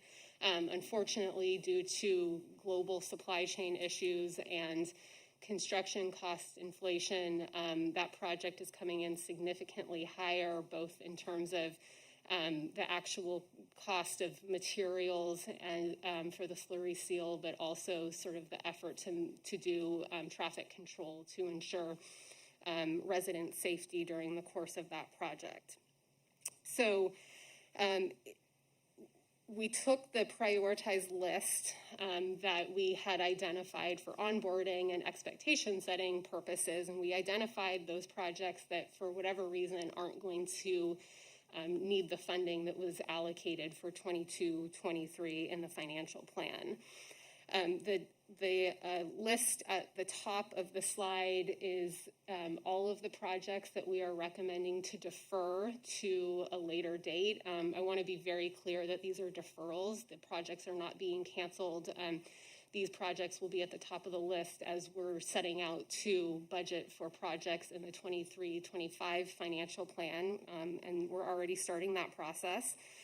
And those funds that are sort of freed up by the deferral of these projects are recommended to be spent in the manner that is summarized in the table below. So as I noted, the roadway sealing project is really what kicked off this whole effort. We're recommending allocation of $1.585 million to that project. In addition to that, the council item for June 21st to award the paving contract will include recommendations for some budget adjustments to move money from projects in the current year in 21-22 to supplement funding for that project as well. In addition, we are recommending allocation of an additional $130,000 to the City Hall Meeting Room Tenant Improvements Project. That's coming in a bit over estimate as well. And then finally, we are recommending that the balance, just under $1.8 million, be transferred to the capital reserve. Again, we've very much enjoyed and appreciated the benefits that that reserve has provided in supporting us to be able to move forward on projects despite everything coming in over bid more recently. And so we feel that it's prudent and very important to delivery of projects overall to fund that reserve to an adequate level so that we're able to do the same moving into 22-23, since we expect that these conditions will continue. So with that, that concludes the presentation of the recommendations for the CIP, and we are happy to take any questions that you might have at this point. Thank you, Councilmember Shorsman. Yeah, just one. You mentioned in your report one position, the addition of a capital maintenance supervisor position, and in the staff report, I think it says there's two, a new solid waste program position too, and that they're both offset by revenue, and so they don't impact the bottom line of general fund balance. So what revenue is that, and is it, I'm assuming it's anticipated to be ongoing since they're positions? Yes, correct. So the capital maintenance supervisor will be funded out of the already allocated funds for CIP delivery augmentation. And then the other position is going to be funded, I assume, out of the utilities. It's funded by legislation associated with. Thank you. The solid waste revenues will be covering that other position. Thanks. I just want to make sure that it's something that we know that we're going to continue to keep getting. Thank you, Councilmember Pease. Thank you so much, and thank you just for an impressive list of accomplishments as far as the projects. I have just two questions. One is about that capital reserve, and wondering if that's enough. I mean, I know we're an ambitious crowd, and we want to do as much as we can, but it just seems like, Public Works staff is already so stretched, and would it make sense to defer even more in order to be able to have a little more breathing room? I love that ranking process, and I'm just thinking, gosh, we were so accustomed to having that big stretch of, who knows when we'll get to that project before G20. Now it's like, oh my gosh, we have it. Let's get everything done that we can. So I guess the question is should we pace ourselves a little more and get that capital reserve up? Yeah, I think that's a really good question. I think where we've landed is what we're comfortable with right now. I think the benefit of time will provide us with a little bit more insight as to what projects will actually be able to proceed. And I think that we've got a lot of checkpoints throughout a budget year in which we can recommend additional modifications to the budget. And I think that it'll be prudent as we move through the year to continue to track where we are, what additional deferrals we may need to make, if any, in order to fund projects that are more sort of shovel ready. Okay, so it sounds like budget-wise, so you can keep up with what is, assuming we can fill the positions, et cetera, you think that staffing will be able to keep up with a workload and that what we're reserving is adequate for now? I think we'll see what the workload looks like, but I think from a project budget standpoint, we're in a pretty good position at this point, and we'll continue to look at that as we go. I think it's going to be a bit of an iterative process to find that sweet spot, but I think that the staffing that has been added will be helpful. We're working very hard on getting those positions filled right now, struggling like everybody is. But I think that we're going to need to also kind of take a look at staffing and figure out as we proceed what, if any, additional resources we need. But at this point, we feel like it's too premature to ask for additional ongoing resources that will cost the city money in the long run. Okay, thank you. And then my other question, we talk about kind of construction projects a lot, but fleet is also part of the capital projects, and there's a lot in here. $500,000 here or there kind of adds up. And I'm wondering if you can maybe chime in about the pacing of those fleet improvements. Are they targeting trying to get to electrification? Are things really on their last leg, or is that the kind of thing? I know it's a lousy time to buy a vehicle, and I'm just wondering, could and should that be stretched out a little bit more? What's motivating the timing on the fleet? Sure. Yeah. Thank you for that. As a generality, we are aggressively electrifying our fleet. I think what our largest problem is we're more aggressive than the industry is. So as far as normal passenger vehicles or light trucks, we can get those. We're on a list, but we get them. We actually do have. I'm very excited about this. We have 5 F-150 Lightnings, the electric vehicles coming.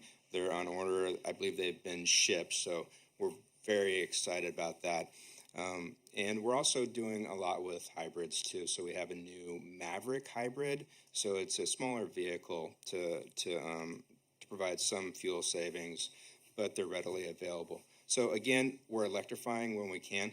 The problem is we also buy larger equipment too, and it's not already electrified, or there's not a huge draw for it. So, like for example, here we bought one of the first electric tree lifts for our tree pruners.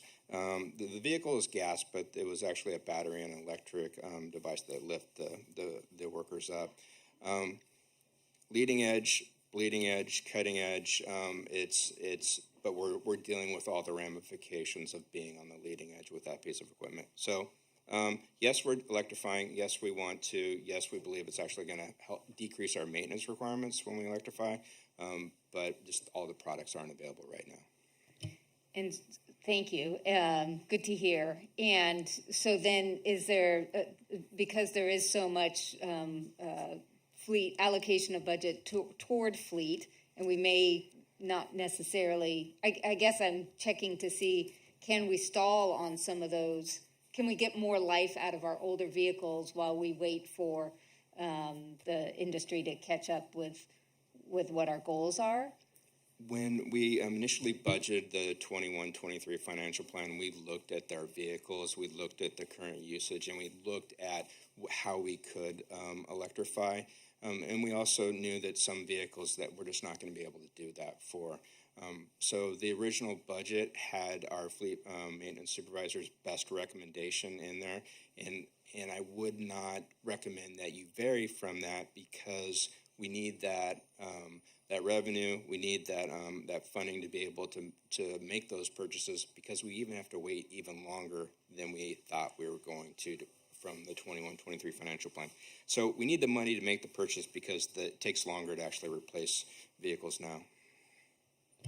Okay, thank you. And I would just add, I think we've overall, and I think Shelley can speak to this, we've been much more selective in that. I think we're trying to think ahead. Well, can we wait out to get a medium or more medium heavy duty electric vehicle? They're just not there yet. We're starting to see some of that happen, but we've had these very robust conversations, and certainly it's the recommendation of the fleet manager that these are vehicles where you start to see the diminishing returns on maintenance, and or we're at a point where the parts or other things just don't exist. And so we've kind of have an operational imperative to replace it. Just to kind of add on to that, it's on my stretch goals to bring to council our updated fleet policy. So we're working through it with draft right now in a draft form. But our first step when evaluating a vehicle is, do we need the vehicle? Can an electric bike work? So that's step one. So I think council would be appreciative to see that document and the steps that we go through to actually justify a vehicle replacement first. Thank you. Thank you so much. Councilmember Marks, any questions at this time? No, thank you. Thank you. All right, well, thank you for a fantastic report so far. And Brigitte, are you coming back up? Nope, okay.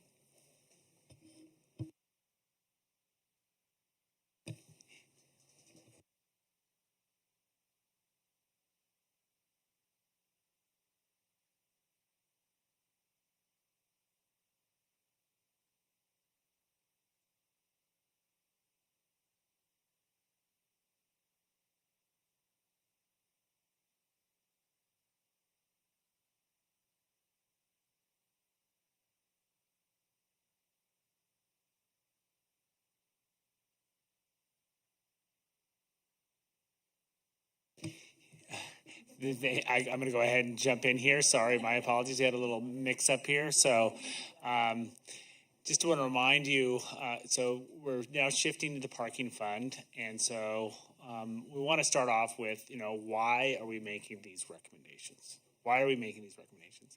I had the fortunate chance to go back and look at a great memo that Bill Statler produced back in 2000. People don't know who Bill Statler is, many people in this room. He was our finance director back in 2000, and it was on the cusp of when we were going to build the other parking garage across the street. And guess what? All the issues that we got emails about are the same exact issues we're confronting today. Do we need it? Price? Is it overbuilt? Is it underbuilt? Why does the parking fund have to pay for itself? Does the general fund ever contribute it? And so all those questions have been answered before. We didn't want to pile on to the amount of materials that you've received, but I just want to assure you that these are not issues, and we've addressed these issues before. And so ultimately, why we're here tonight about rates is because the council has policy. You have said that your parking fund should be self-supporting. That's in your general plan. That's in your financial policies. And that's why we made the recommendation. You can ultimately come up with different decisions about how you want to adjust that, and we've got some recommendations and options for you tonight, if so requested. So the bottom line is interest rates are up. We've heard all about that. We've heard the Fed talk about interest rates going up. We've briefed the council on construction costs going up. You just heard the briefing on the CIP. And then, of course, you've seen in the packet that that the parking fund largely did a lot of economic development and support during the pandemic. We essentially waived enforcement in many instances, unless it was immediate safety issues, or we just waived rates, period. And you'll see tonight that we believe we're in a position where in order to build our fourth parking structure, we need to make some adjustments, because in order for us to be able to go to a bank, we need to have a healthy and balanced fund supported through rates. And so really it is your policies and your general plan that is really guiding those recommendations. And of course, you can make some different decisions, and we'll be prepared to walk you through those tonight. So with that, I'll hand it back to Matt. Thanks for the prompt, and then we'll run you through a few slides, and then we'll get into deliberations. So, yeah, thank you, Derek. Appreciate that. And first, I'd just like to acknowledge both Gavin and Alex. Over the last several weeks, you probably received correspondence on this. You might have heard about some of the parking rate changes that we're planning. Both these guys have been working diligently to get the background information. I guess you can't really be knee-deep in an Excel spreadsheet, but if it was possible, Gavin was there doing that. So thank you both for that. And so with that, I think our city manager, Derek Johnson, said it very well that, our parking fund is, it really is a small business. It's walled off from other city funds that we have and use. Meaning so the parking operations, maintenance, staffing improvements, plans for the future are all paid by rates and fees by our parking users. So that's one of the baseline assumptions in our forecast. The other baseline assumption is we're assuming that that our parking demand is going to come back similar to what it was pre-pandemic in 23-24. And honestly, we're already there. So our revenues have rebounded pretty quickly. So we count street parking a little bit differently than parking structure. Parking is not by capacity, it's by revenue hour. And we're within 4% of where we were in 2018-19. We also forecasted no changing to enforcement, no changing to hours of enforcement. And we're also anticipating that we want to move forward with the city's fourth parking structure, the Cultural Arts District parking structure. You'll hear me say that name probably many times tonight. I also refer to it as the new parking structure or the CAD-PS. So it's a hard name to say over and over and over again. So I apologize. So, and here we are. This is the Cultural Art Parking District. This is a rendering of it. And so this is years in the making. Years in the making, countless meetings. We have a use permit for it. We have an environmental impact report that's been completed for it. The project scope is really kind of defined by the environmental document, user input. Mitigations are kind of driving the design features of this structure. So the good news is the plans are nearly complete, and kind of a spoiler alert, next meeting in June, you actually have the opportunity to authorize advertisement of some of the first phases of that project if we ultimately want to move forward with it. Currently, we're anticipating the project's going to cost about $53.2 million, but I think that you just heard from Emily Jackson that the bidding climate is volatile. Things are changing pretty quickly, and costs are coming in larger than anticipated. So we plan to pay for the new parking structure using both parking fund reserve funds and then also through debt financing. So why do we need the Cultural Art Parking District parking structure? So, well, it provides necessary parking to that area of town. So with the new parking structure, we're going to provide 403 spaces. So we're putting it on existing parking lots, so we're going to lose 78 spaces there, but we're going to net 325 spaces with the new parking structure.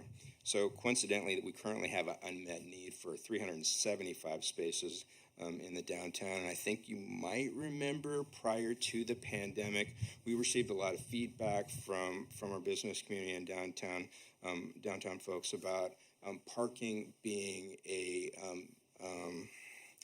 I guess a detractor for business. The parking capacity was such that we were thinking that storefronts were leaving the downtown because we weren't able to serve that need. And we're trying to avoid that situation from coming back.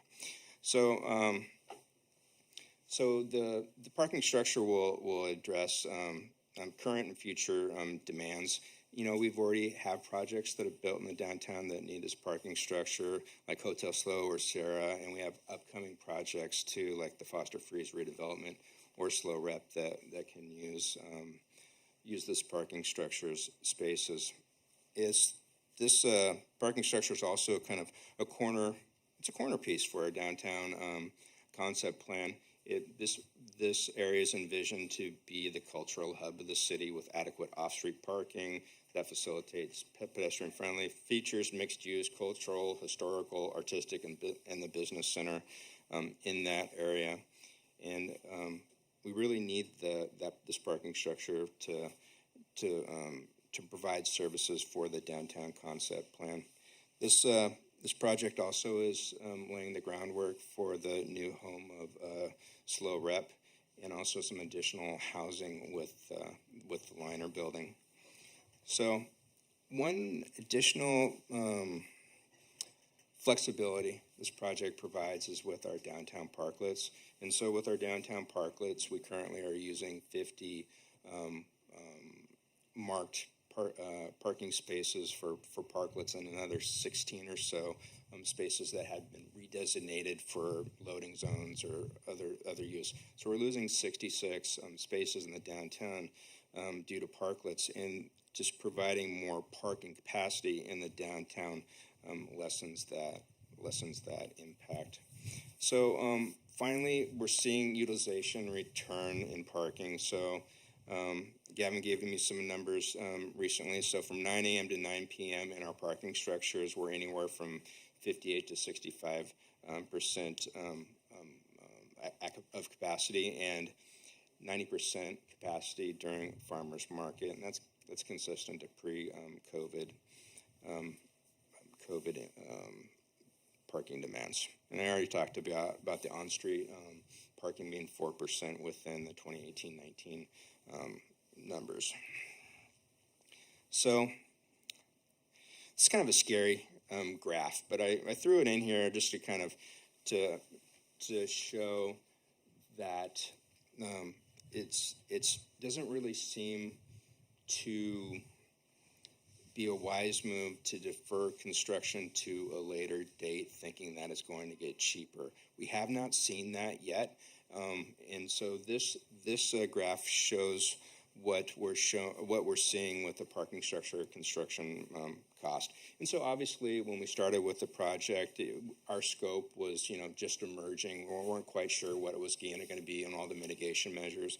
And so as we go through the project development process and become more informed on what the project is actually going to be, you have a much better cost estimate. But also these cost estimates are based on current cost for the widget that you're trying to build. And so you'll see over years the cost estimate for the parking structure goes up. And I think it kind of makes sense, because basically if you look at labor costs, materials costs, petroleum costs, they're all going up, and construction is this component cost of those raw commodities. So here's the fun part. And so this is a table kind of showing what we're thinking that the parking structure is going to cost. So phase one. So the project's broken down into three primary phases. So phase 1A and 1B, that's basically the undergrounding of our existing utility lines and the removal of surface features on the existing parking lot, and so that's anticipated to be funded with parking fund reserves. And so the vertical construction, phase 2, that's the part that what's going to look and feel like a parking structure when it's constructed, is all planned to be debt financed. So the actually, it's not on here. A very important date for us to be thinking about is in December 2022. And so based on our schedule, actually, let's hold that thought. I think I messed up my timing on that, so we'll come back. But remember December 22, I'm planning a scene for you guys, so you're really gonna like it. So, so what's kind of driving these increased costs? These increased costs, and it's basically the three components that we talked about kind of briefly already. Inflation, increased construction cost, and then lost revenue. And I think Derek kind of let us know about the lost revenue component of everything the parking fund did for the downtown businesses during COVID. And it was actually great to see and be part of, seeing a group of people jump in looking to assist as best they could during that time.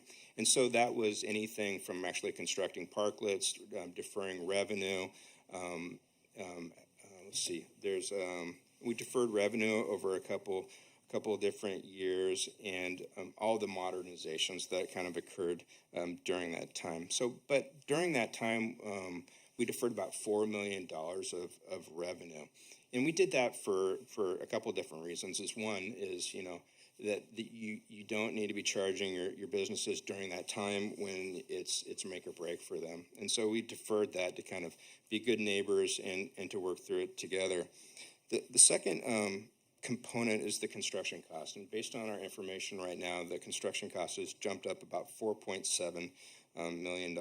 And so that estimate assumes that we bid in fall 2023, and it's estimated to the midpoint of the construction duration with a 9% increase in inflation for it. So we've taken the prudent steps to estimate to what we think it's going to be. But again, I'm going to caveat the number. It's a weird time in construction, but we've done our due diligence to give you a good number to bid to. And then finally is inflation. I think inflation it's something that's hitting all of us right now. It's the cost to borrow money. And originally we're anticipating a 3% interest rate for the debt that we need, and we needed to revise that to 5%. And when you look at the screen, that's 72% of the cost of the project. So it's $23 million over the duration of the loan. Part of the process where we're kind of trying to time out the parking structure delivery is, when is it the right time? When is the revenue coming back? And we need to kind of beat the booming economy whenever that might happen again, because it takes a couple of years to build a parking structure, but you want to be able to provide the parking for the downtown businesses that need it right when they need it. So we're kind of weighing all these different things. And so some of the factors that we look at is tax revenue that's coming in to the city. As the downtown recovered from the pandemic. And looking at the sales tax charts, it shows that in the first quarter of 2022, 26% above previous pre-pandemic levels in quarter one of 2019. So it's starting to come back. And we've also added a couple of hotels to the downtown, so we have nearly a 12% increase in room numbers. But our daily rates have risen significantly, and there's a demand for our rooms. So our domestic tourism is 107% of what it was pre-pandemic. So things are coming back, and we need to time the parking structure to be released at a time when we can actually serve the downtown with those spaces when they need them. So we need more money. We need more revenue to provide, to fund the parking structure, and we need it in 23, 24, and 25, 26. Did I get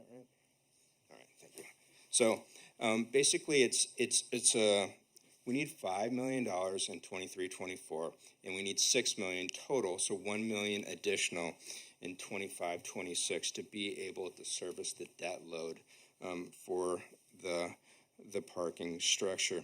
And so when Gavin and Alex kind of sized the on-street and off-street parking structure rates, they did it in such a way that they're trying to drive people to the parking structures, long-term parkers to the parking structures, free up that on-street parking for short-term visitors, keep people moving through there. And so the rates follow that methodology, and these charts show the amount of money we're anticipating to get from each one of those commodities.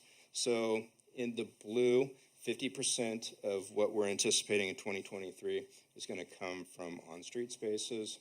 The light blue is off-street. That's parking structure funding that we're expecting to get. 25% of the revenue that we're anticipating in 2023 is coming from that first hour free charging for that. So typically we have provided 60 minutes of free parking in the past. At our current rates, that's about $700,000 of revenue each and every year.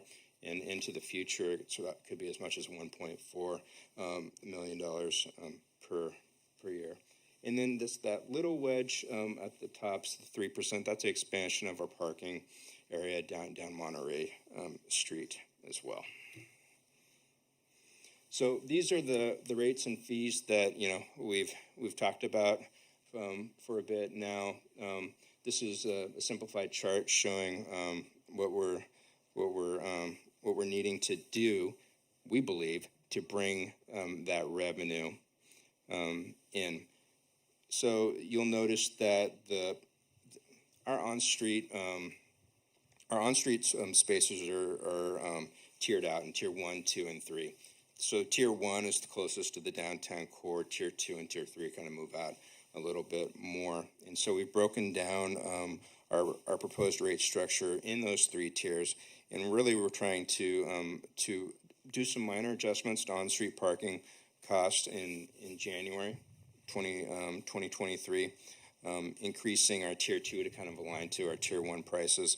But the larger increases that line up when we actually need the debt service funding in 2023, so July 1, 2023 and 2025. They decrease to $4 for on-street parking in tier 1 and 2, and then $3 in tier 3.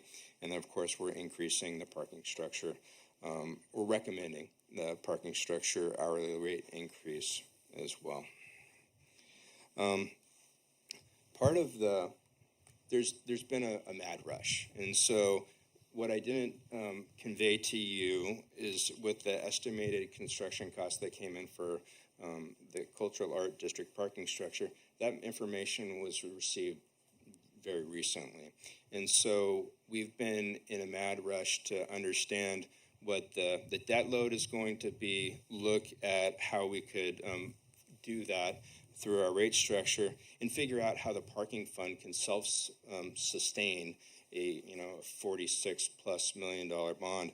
And so we haven't done the community outreach that we need to, and that's part of our plan. Is once we understand what we need to do, we're going to be investing more into communications, more working with our partners at Downtown Lowe, more media outreach, and more social media work as well. So we've gotten a list of different agencies near and far to kind of compare our parking rates to. And so initially we started with, close local agencies near us to kind of see how we stacked up there. And then we got input that, hey, we should be looking at these different agencies too. And so basically we've put a lot of different agencies up there. Their rates range from lower to higher. Basically, if you kind of think about it in the larger metropolitan areas, they're more expensive than us. in the more rural areas, they're less expensive than us. One thing I just want to point out is Santa Barbara. So Santa Barbara allows the first 75 minutes free in the parking structure, but it's the parking fund. Santa Barbara's parking fund actually receives income from that. So those downtown businesses pay for that. The customer doesn't. So it feels like you're getting it free, but the businesses are actually subsidizing that to the parking fund. So that's just an anomaly here I wanted to point out. So this is the December 2022 date that I planted the seed for you guys, and this is the time where we're kind of bringing it all together for you right here. So this is a Gantt chart. Well, it's a pseudo Gantt chart that shows the design phase, the advertising awardment phase, and the construction phase for the different components of the POM or the Cultural Arts District parking structure. And so you'll notice that in fall 2022, we're planning to release phase 1A and phase 1B, and the vertical construction going through in fall 2023 if council moves forward with the parking fund recommendations. So the December 22 date is super important for us to think about. That's the date that we're going to start all the debt financing work. And so when you go to your lender in December 22, you want to have your rate structure thought out. You want to have your rate structure in place, and you want to show them all the debits and credits of how you're going to pay for your structure. And so we want to have a very good story to show all of our debt financiers in December 2022, because we believe that we're going to get our best interest rate by showing them a strong portfolio, a strong plan for our parking structure. And so that's why we're kind of highlighting it to council is, this is the time that we want to have our clear plan in place so we can secure the best interest rate, which really it's a big deal because that's going to be the interest rate we're going to be paying for 30 years on this parking structure. So December 2022. So we've talked about this already, but I just want to kind of recap the parking revenues and why we're proposing them. Debt financing. We have to meet our debt financing ratios, and it's expenditures over revenue. So it's all assuming that we want and need to build the Cultural Arts District parking structure. And I think for the most part, most of the public comment has been supportive of the Cultural Arts Parking District, and I hope I've conveyed to you the importance that we're placing on the parking structure. We need to increase our revenues to be able to afford it, and basically we need $5 million in 2023 and $6 million in 2025-6 to fund that. And just a kind of a nugget to drop off with you guys. I'm sure you already remember is, a couple months ago, we were here at council talking about a parking and access management plan.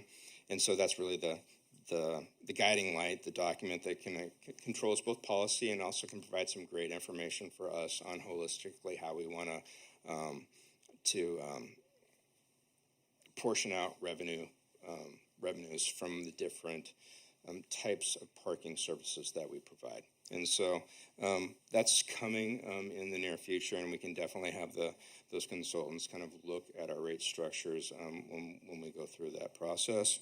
And so, and again, both Gavin and Alex and Brigitte's on the parking fund. They're watching it very closely, and we will continue to monitor that. And one of the things that offerings that that we've heard from folks is like surge pricing or vouchers, and that's one of the things that we are doing is, and I neglected to kind of mention this in part of our presentation is. The parking fund has done a phenomenal job with their current rates, saving up money. And so prior to the pandemic, we were at $13.9-ish million in reserve. And so $4 million had to go away due to COVID issues. But what they've done is on the existing rates, they've put that money away to fund this future parking structure. What they hadn't been doing, or what we hadn't been doing, we haven't been doing is we haven't been maintaining our parking structures to the level that we should. There's asset depreciation that we should be kind of going in and investing in those periodically. And then secondarily, too, is the modernization of the equipment. And so we had older equipment. We're in the process of upgrading that, and that will then provide the amenities that, folks want to see. So with that, I have a kind of a Zen picture for you guys to kind of look at as we go through the questions related to the parking rates. That's a nice picture. Thank you. Thank you for the very thorough report. Councilmember Pease. Thank you so much. Yes, thanks for the report, all the agenda correspondence. It was great to get so many questions answered ahead of time. I really appreciate that coming from all of the staff. I wanted to start and just let the folks in the audience know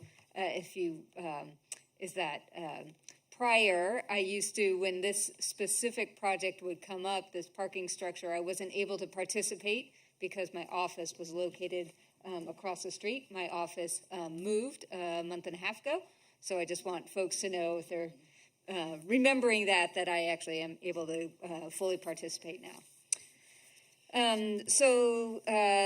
Could you talk about the kind of the monthly pass, employee parking, some of those kinds of, what's the status in terms of, are those rates going to increase, and what are they now? What are the opportunities, Yes, so our intent with the rate increases that we're proposing does not affect our long-term parking program. So our 10-hour meter permits that are geared towards employees and our Prox card permits, which are for the parking structures, we have not proposed rate increases there. We want to still incentivize that. We understand that that's responsible parking behavior, and we want to encourage employees that are coming downtown to utilize those programs rather than look for on-street parking in our premium areas. And can you remind us of the fees for that and the utilization? So if somebody's coming downtown as a full-time employee, they're probably not going to be paying going in the structure and paying $6 a day or whatever the max rate is. Correct. It is a discounted rate over the course of the month. It is prorated for the month, so it's $60 for the 10-hour meter permits and $85 per month for the Prox card, or $255 for a quarterly permit for the Prox card. And the Prox card, that's the pass to get into the structure. Yeah.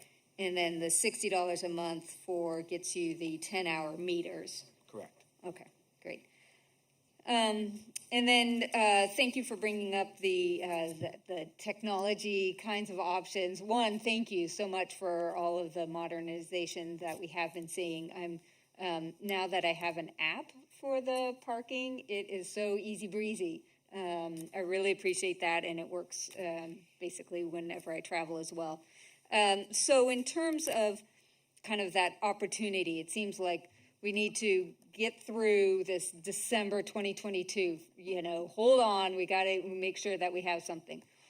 Do we think that over the course of the parking and access study, the technology, all of those kinds of options, that there is potential to be able to have some shifts in these kind of out year, or either 2023 or 2025? Do we think that there is some potential to kind of shift those around so it's not quite as impactful for those hourly rates, or is that kind of just dreamy pie in the sky? Am I asking that right for you? Do you see what I'm asking? Let me start with that, Gavin, and you can come in and correct me when it's all. Sorry, that was a mushy one, so it was let Matt mushy, take that. I think I get it, and I'm kind of in the same way with this parking and access management plan, is we can kind of come through with that. We identify all the services, the revenues, the different widgets that the parking services program offers, and there is ability to start adjusting rates where we can look at, hey, the value of the service that we're providing in this one section really doesn't make up for the cost, the blood, sweat, and tears that it takes to come in and provide that service. So basically, we need to augment, revenues, $5 million in 23-24, and then $6 in 25-26. But how we get there, it's whatever we sell or whatever user fee that we have can be part of that answer. And I think that is best well served in the parking and access management plan. And I would just like to add, even though we're kind of doing it by ordinance and resolution tonight with the different fees, council can modify, change the municipal code and the revenues at your agendized discretion. And if just to hop in here, I think just to kind of expand on that is I think you could take action, adopt rates, and then in the spring of 2023, we could come back as long as we arrive at an equivalent revenue structure that is able to fund operations, maintenance, and service the debt. The council will have the prerogative to make those changes. Great, thank you. And then I think my last question, at least for this moment, is we've obviously been very focused on downtown, and there's fines for parking violations that are part of this that are going up. And we haven't talked a whole lot about that, but I'm wondering in terms of the balance of neighborhood enforcement in neighborhoods for not having parking in a residential neighborhood or extending out over a curb and those kinds of things. Is that a significant part of revenue? Is that something that we would see? I don't know. Is that something that we consider as we're trying to come up with this structure? So with regard to like residential areas and stuff, Yeah. We do have normally one dedicated officer out there, so we are looking for those violations during the daytime hours. The police department does assist us with verification overnight. It is a source of revenue for us. It's not a huge financial windfall for us. I would say once we get through the initial part of onboarding our students that come into the community in the fall, there's good adoption of the practices and policies. But there is several weeks where we commit several officers out there to make sure that we're getting the message out there about proper parking responsibilities in those areas. And then after that, the issues don't seem to persist as high as the downtown area. Gotcha. And so then the follow-up question is, are the rates being set, are they adequate to discourage kind of those neighborhood residential violations? And could they even be incremental? Like, does our license plate technology, could it increase for repeat offenders, say? So I'm trying to solve a couple problems at the same time, right? Follow you. Yeah, I would have to check to see what our provider has the option to do that. So that's our enforcement provider. LPR can pick up numerous violations license plate recognition can pick up a violation. It is the enforcement provider and how we set up the account with them that would dictate if there is elevated citation issuance. So it's an escalated citation violation. So first infraction is one amount, which then escalates to another amount. I believe we do have that technology with our new provider. Okay, but maybe not a substantial amount of money because people get into that's something I can definitely investigate and find out what that would look like. Okay, that's it for now. Thank you, Councilmember Shorsman. Thank you. Yes, I echo Councilmember Pease's gratitude for the detailed agenda correspondences and also all the time that you have all spent with me. I had agenda review today, so I got to ask extra questions about this. So thank you for all your time so far. You hinted at in your presentation that there are projects already approved downtown, that the size of this parking structure is sort of tailored to projects that are anticipated in the downtown. And we got a fair amount of agenda correspondence questions from the community that say that maybe we don't need this big of a parking structure. So I'm just curious if you can talk about, I don't know, how many projects there are that this is sort of anticipated to fill a need for, and how we came to the size of the structure. I'll start with them just off the top of my head. 5 come to mind, but several of them are projects that have already paid their in lieu fee for future parking. A good example would be Hotel Lowe. Hotel Cerro. Both of those have paid fees, in lieu fees, for future parking spaces to be constructed associated with their projects. And so there are two that come to mind. There are projects then that are closer to the parking structure, such as the Creamery redevelopment of their parking lot requires additional parking spaces and an in lieu fee. And there are about 4 other projects where we estimated 2. We don't have quite the final building permits, and that's when you pay your in lieu fee. But there were 2 other projects. I believe it was the Foster Freeze redevelopment, and then the project that's going to be on Choro Street for Jamestown. That's another of the projects. So we have projects that have already been constructed, and the parking has not been built, and yet they've paid their fees, and then we've anticipated the need with a series of other projects. And we've netted out those parking spaces from surface spaces that have been lost when we've redeveloped existing surface parking spaces. So Shelley did the hard part of that, the fuzzy part of the conversation, but the pure math of it, that's what I'm here for. So there's 403 spaces that we're adding with the new parking structure. We're covering up 78 existing spaces during that. So we're going to be offering 325 new spaces. We have a current unmet need or people that have paid into the in lieu fee of 375. So I would say we do need the parking structure, and we need to start looking for an additional 50 spots to be able to kind of meet our obligation, is just based on the math. Thank you. And then you also talked a little bit about the $4 million loss, basic revenue loss, basically, that occurred during the pandemic because of some of the things that the city did proactively, the free parking for over a year, I think it was.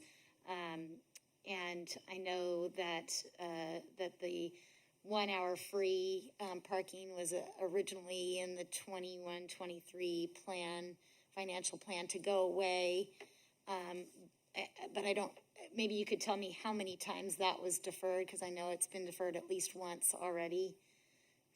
So I'm just trying to get an idea of where, a little bit more detail about where that $4 million was and what the city's done already, why we're here with the $4 million loss. Yep. So primarily the $4 million comes from the free parking that we offered at the start of the pandemic. That was for about 2.5 month period. We then expanded free parking options in the parking structure, and we expanded parklets to about 120 parking stalls in the core of downtown throughout the first year of the pandemic. That number has since waned to about 50. And we also expanded what was at the time the courtesy curbside pickup locations.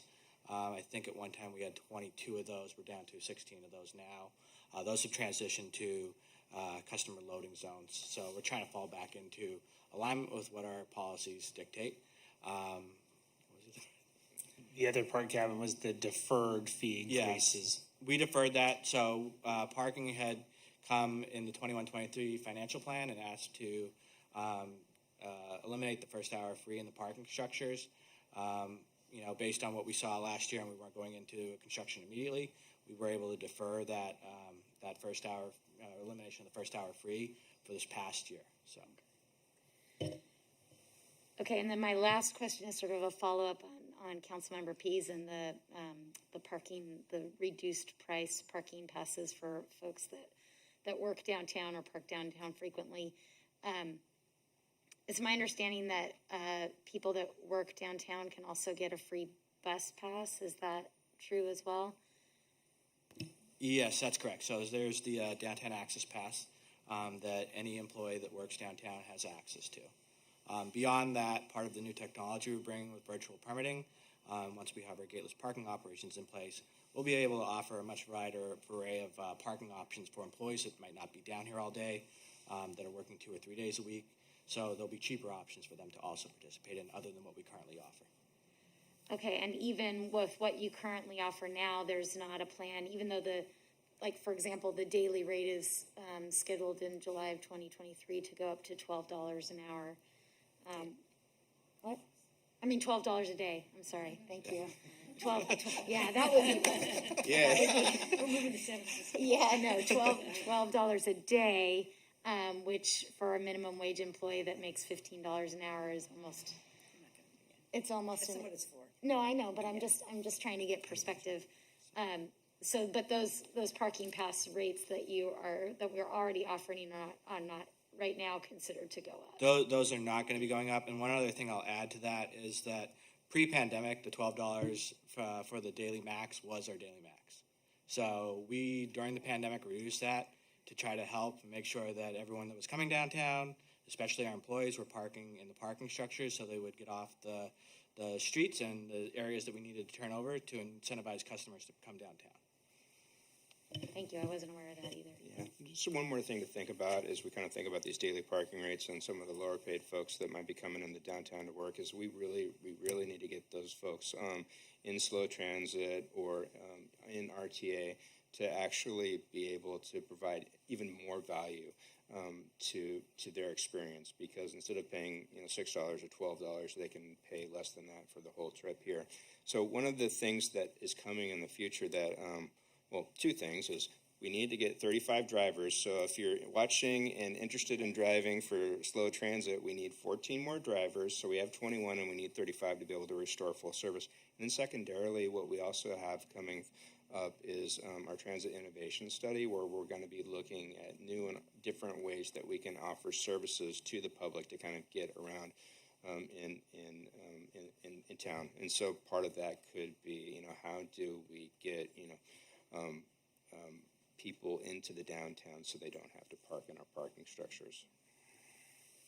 I just want to add, when we're talking about transit, we did have a conversation last week with Cal Poly, so we have outlined the deal points of a renewed agreement.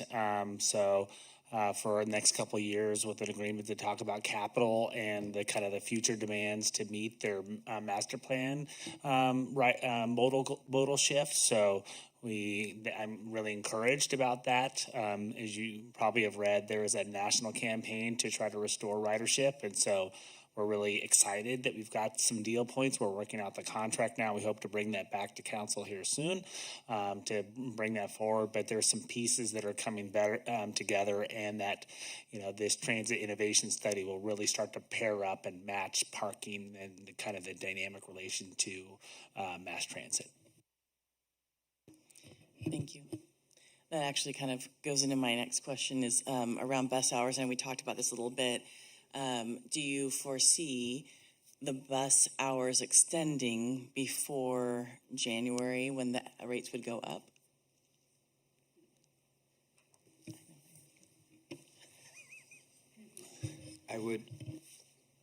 Looking in my crystal ball, I would say it's very hazy. It's hard to see, but I would say that's probably unlikely. Right now, we're doing everything we possibly can just to restore the standard level of service, and we're trying to get there for a bit of time. And so that's our primary objective, is restoring our standard level of service and getting that downtown trolley kind of back together too. So I would be super happy if we got there, and then I'd be more ecstatic if we could extend hours, though. Thank you. And like many of my colleagues, I really appreciate all of the correspondence that you've been continuing to give us. I may have missed something, but the gates up comment, about how much revenue have we lost from that? So we anticipate that to be about 60 to 75,000. That is a difficult number to calculate because you're not sure when a vehicle entered the garage that might have left during that time frame. Our goal with going to gateless is that we're able to monitor the structure more accurately. We can track the license plate when it enters the structure and when it leaves, so we know exactly what the value to that vehicle was. Right now, it's really difficult for us to, and manual process with us going through video to look at when a vehicle may have entered. So we'd probably spend more money investing in staff time researching that than we would. True, but hopefully that's a good investment. We'll see. Okay, well, thank you. I mean, so many of my questions have been answered during correspondence and from my colleagues, so thank you so much. That's next. I promise. Thank you so much. Councilmember Marks, do you have any questions? Yes, I do have some questions.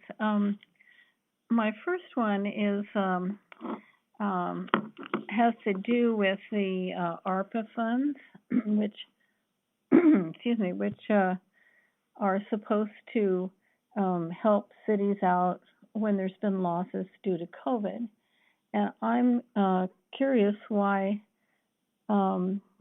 it's not being proposed that the full 4 million or 4.4 million that was lost due to COVID, because of the concessions that the parking fund made to help the businesses. Is there some reason that it's not being proposed that we use some of the ARPA money to backfill the parking fund?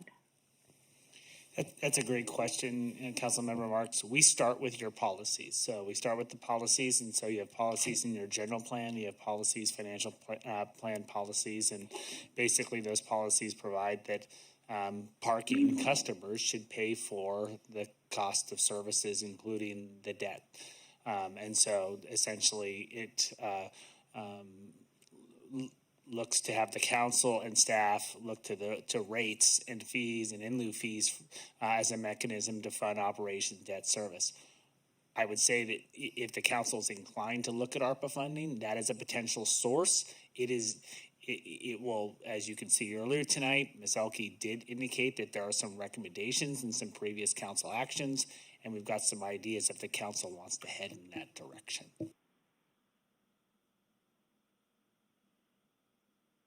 Okay. Am I still on the mic here? You are. Oh, thank you. Okay. Yeah, I wanted to ask, some of these questions that I asked have already been answered by our council agenda correspondence, but I wanted to ask if what the dollar amount would be supposedly gained by eliminating the free first hour. And I'm saying that because we got so much correspondence and comments from people who really utilize that free first hour to do things like go to the library or go to City Hall or the county. And I'll get into comments later, but what would the parking fund gain by charging for parking during that first free hour in the structures? So the current value of the first free hour at our current rates is $700,000 per year. In future years, when rates are planned to increase for the parking structure rates, it'll increase to $1.45 million per year. So that's the value of the first hour that we provide the community. Okay, here's another question. Has there been any consideration given to charging for parking on Sundays just the way we do every other day of the week? Yep, so we did calculate that number. I believe it was 30,000. And hold on one second, I got that right here. It's if we start charging at 9 a.m. on Sundays, like we do the other 6 days a week, it's $30,000 on an annual basis. Okay. Let me just see. And here's another question about the parking structure itself. Are there any aspects of that proposed structure that are non-parking related, that where general fund money could be used to reduce the debt obligation of the parking fund? Let me take a stab at that. I think there's two pieces. There again, it would require trade-offs in your budget, so you'd have to reach into your budget and figure out where you were going to backfill these from. And these are probably direction you could give us for perhaps future discussion. But the first one would be our agreement with Lowe Rep is we're providing a ready-to-build site. So the parking fund is picking up all the costs to essentially give them, a dirt site for them to build their facility, including providing utilities. And that was part of the rationale behind the $4 million that the council provided back in February. But parking is picking up those costs. The other one, it would be for the council to give direction to staff to figure out how to monetize the site that's set aside for the housing site. We've conceptually identified that as a potential affordable housing site, but the terms, conditions, what it would yield, revenue, that's all pretty speculative at this point. We would have to really understand the market to understand what that's going to be. There potentially could be participation from the Affordable Housing Fund, but we just don't know what that would be right now.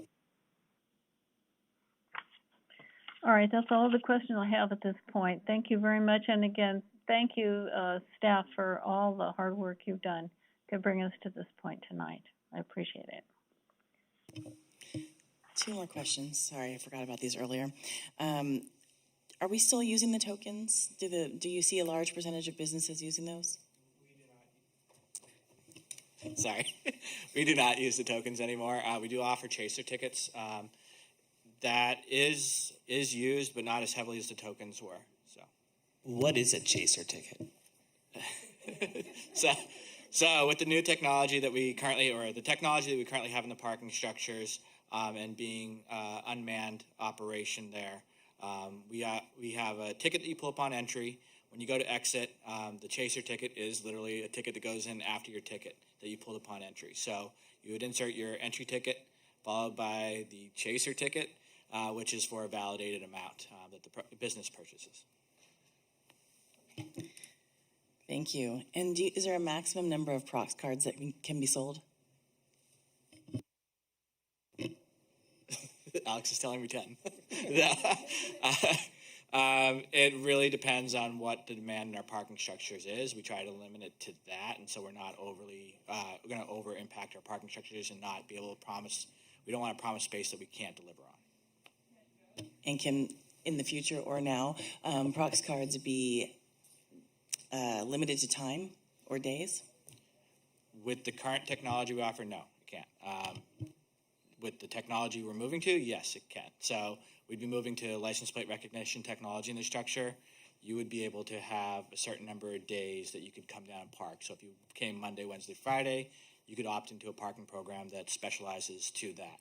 Or if you wanted to have like a debit type program where you didn't know how many days you were coming that week and you did decide to drive 3 of the days, it would debit off your parking program. Okay, so LPR would replace Prox cards. Correct. Okay, sorry, I missed that earlier. Okay, thank you. And Madam Mayor, I just want to expand on it. I think what Gavin's alluding to is, with the investment of the pay stations and the phasing out of all of the credit card coin stations and all of the new technology that we're going to have in the parking structures and eventually in the neighborhoods, we're going to have a much better system to be able to manage, do surge pricing, to provide different incentives and programs. So if the council, in the course of its deliberations, decides tonight, hey, when you come back with your parking and access plan, these are the types of things that we're going to be able to do with these types of investments, up to and including, hey, staff, let's look at discounts, or for county residents. You could say, hey, anyone who registers their car in the county, we can provide them the first hour free, but not other fees. So you'll have other options that you just don't have today with the system that we have. Thank you. All right, that's the rest of my questions for now. Okay, so we'll move to public comment. Do we have any public comment? Sorry.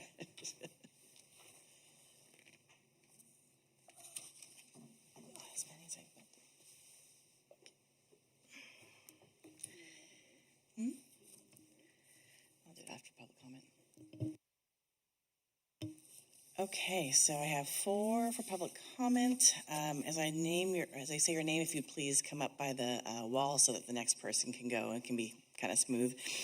So Ellie Washington and then Patty Thayer.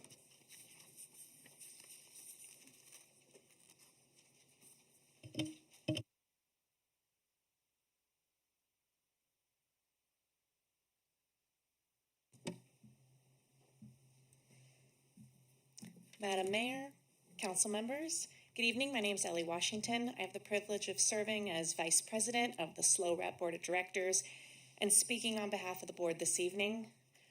Our board fully supports the parking rate increase in order for the city to qualify for the loan on the new parking structure. Of course, no one's excited about rate increases in parking, but this garage has been delayed for more than a decade. Every delay has cost the city millions in increased construction and financing. This rate increase will ensure the parking structure is finally built. While we 100% agree with Downtown SLO that some creative solutions could come about regarding concessions for downtown employees, parking incentives for locals, but the bottom line is that the city needs to show that they will have this additional funds for the loan on the parking structure. So we strongly urge that you act tonight to resolve the uncertainty and avoid further financial burden that could delay construction even further. These nuanced solutions can be worked out after tonight's vote. We also believe it's a matter of fairness that those of us who use downtown parking, including tourists from out of the area, should be paying for this rather than putting the burden on the entire community and drawing from the general fund. As your revitalization consultants have told you in the past, a common thread of all thriving cities is a vibrant arts district.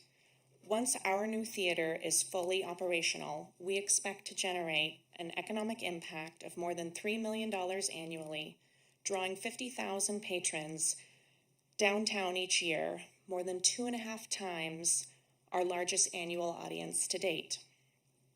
This parking structure is more than just about parking cars. It is contributing to the long-term social and economic prosperity of our community. The future cultural arts district is not the sole project needing this new parking structure. That end of downtown has waited a very long time for this promised structure. During the decade that this garage has been delayed, other projects like the revitalized creamery and other ones that were mentioned earlier were approved and moved forward, and they were contingent upon this parking structure to offset that needed parking for those new developments. Please move forward quickly and with confidence with the plans to build this parking structure. Our downtown's future depends on it. Thank you for your consideration. Thank you so much. Next we have Patty Thayer and then Bettina Swigger. Good evening. My name is Patty Thayer. I'm the Development and Capital Campaign Director for SLO Repertory Theater. Ellie has described our vision and our plans and our feelings about moving forward with the parking garage and how we expect to contribute to downtown's economy and long-term vibrancy. Our board has tasked me with sharing their strong desire that the council act tonight to reaffirm its commitment to building the parking structure and to stick to the current timeline. Any delay will only make the parking structure more expensive, and worse, any additional delay might make our fundraising goal impossible. Our board has pledged to raise $10.5 million in private funds to build this new theater on city-owned property. If we're successful, this will be a textbook example of an excellent public-private partnership where public land is developed by private dollars to create a community asset owned by the city. But our cost estimators project that any delay will add substantially to our costs, to the tune of about $1.5 million per year of delay. We understand the shock you're feeling about the new cost estimates for the parking structures because we dealt with our own skyrocketing construction costs last year, realizing that our initial downtown theater dream was unattainable in its current design. We decided instead to invest $3 million to acquire an existing building outside of downtown to support theater operations, and we adopted a more affordable version of our downtown dream. Still beautiful, but a little more affordable. We are, of course, so very, very grateful to the council for your generous pledge of support for our expansion plans. Thanks in large part to that support, our fundraising momentum has been strong. We're more than halfway there. But in light of the discussion during the past week over the proposed parking rates, some major donors have told us that they're concerned about any further delays. One major gift prospect told us this week that they are inclined to support our project, but not until the city breaks ground on this structure. noting that this garage has been discussed for decades and that it was supposed to be completed when the 2 hotels opened for business. For these reasons, our board's request is that the council moves forward tonight in a way that reaffirms its commitment to build the garage and to stick to the current timeline. It's about more than parking. It's about a cultural district and the vibrancy of our beautiful city. Thank you for your consideration. Thank you so much. Bettina Swigger and then Jeffrey Specht. That's a different issue.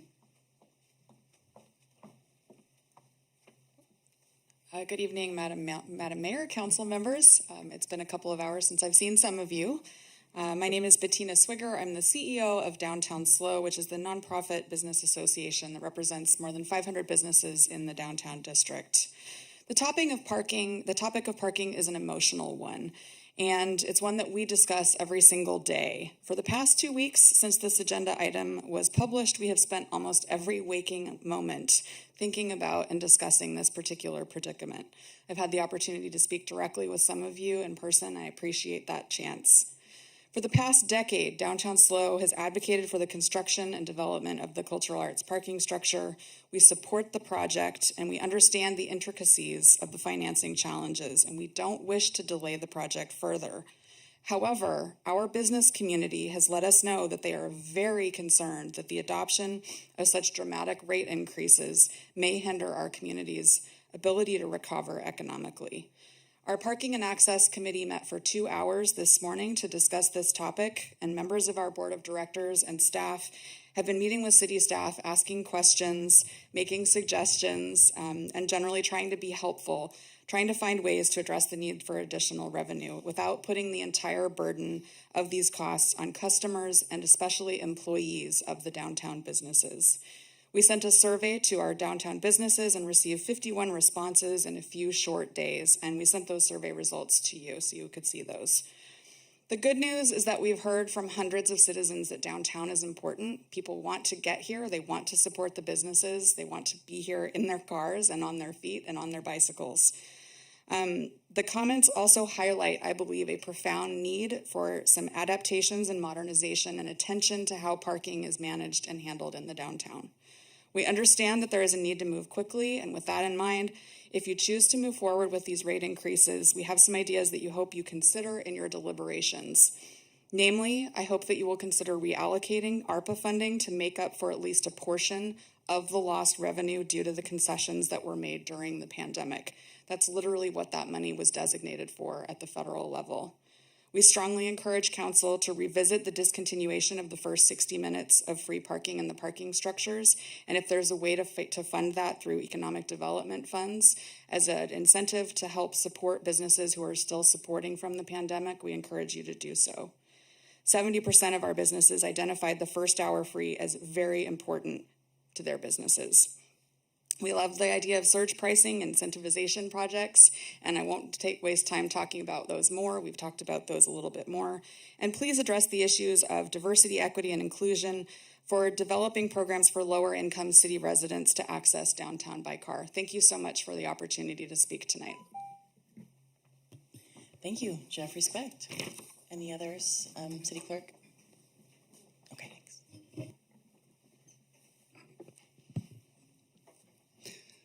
Again, my name, Jeffrey Specht, San Luis Obispo. I am strongly urging our council to not follow recommendation of staff. What the last speaker had said is very true. In doing the raising of all of these parking fees is punishing the owners of the businesses who already are paying incredibly high rents to even be downtown. With this pandemic that we have gone through, look at all the businesses around us that have shut down. All of these mom and pop businesses. You're not serving the people by increasing all of these fees. You're punishing the business owners and taking advantage of the consumers. If anything, give them free parking. Bring more people here. We need our downtown businesses to flourish as they did before. Please do not follow staff recommendation. If you don't have the money right now, it's a pretty clear choice. You're not ready to build this right now unless you can come up with more creative ways to get revenue rather than cheating we the people. It is we the people that elect you folks who sit on this board, who make these decisions. Serve the people, do the right thing. Do not raise the rates. Come up with other ideas. There's fundraisers. Bring back Poly for crying out loud. Look at all the revenue that's been thrown away for all these years that you've shut it down. Look how much money was brought in when you had Poly Manage it properly, bring it back. You want revenue? It's all around us. Money grows on trees if you know how to harvest it. You don't have to cheat we the people. Do the right thing, folks. Do not raise these rates. Support our local businesses. Thank you. Thank you. Go ahead and take a little 10-minute break. I'll see you all at 9:25.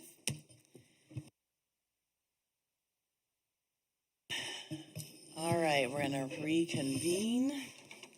Thank you for closing that door. Before I move to Vice Mayor Christensen, I was just thinking that, well, I wasn't just thinking, I was thinking this for a long time. As we had this topic come to us, when my son that's graduating, he was on my back as a little 6-month-old. So I was in my wholesale baking business when we were talking about this structure. And we needed this structure. All the West End businesses, I was delivering to Rudolph's, they needed this structure. So, in a lot of the emails I'd received, at least, I'm sure you all as well, kind of has been pitting the, do you need arts or parking? And while arts is obviously a very wonderful part, Slow Rep is a very wonderful part of this project, this is a long time coming from so many years. And I just, as I look at the aspect of low income and how we've been hemming and hawing and wondering how we can help, and we'll get into more of that, but I just keep going back to, this is a project we've needed for so long. And then later in 2013 and 15, I was in the United Way. I was on the board for the Downtown Association and on the parking committee, and we were talking about this. So I guess I just kind of wanted to give a little bit of reference of how long this has been going on, and this has been going on, I think, almost 30 years at this point. But I mean, in the really, it's going to happen for 18 years. So just kind of wanted to bring that as we're talking about this. This is not a new project or a new thing. So I just kind of wanted to preface that. So I'll move on to Vice Mayor Christensen. Thank you for that preface. Thank you, staff, for your fabulous report, although it was long.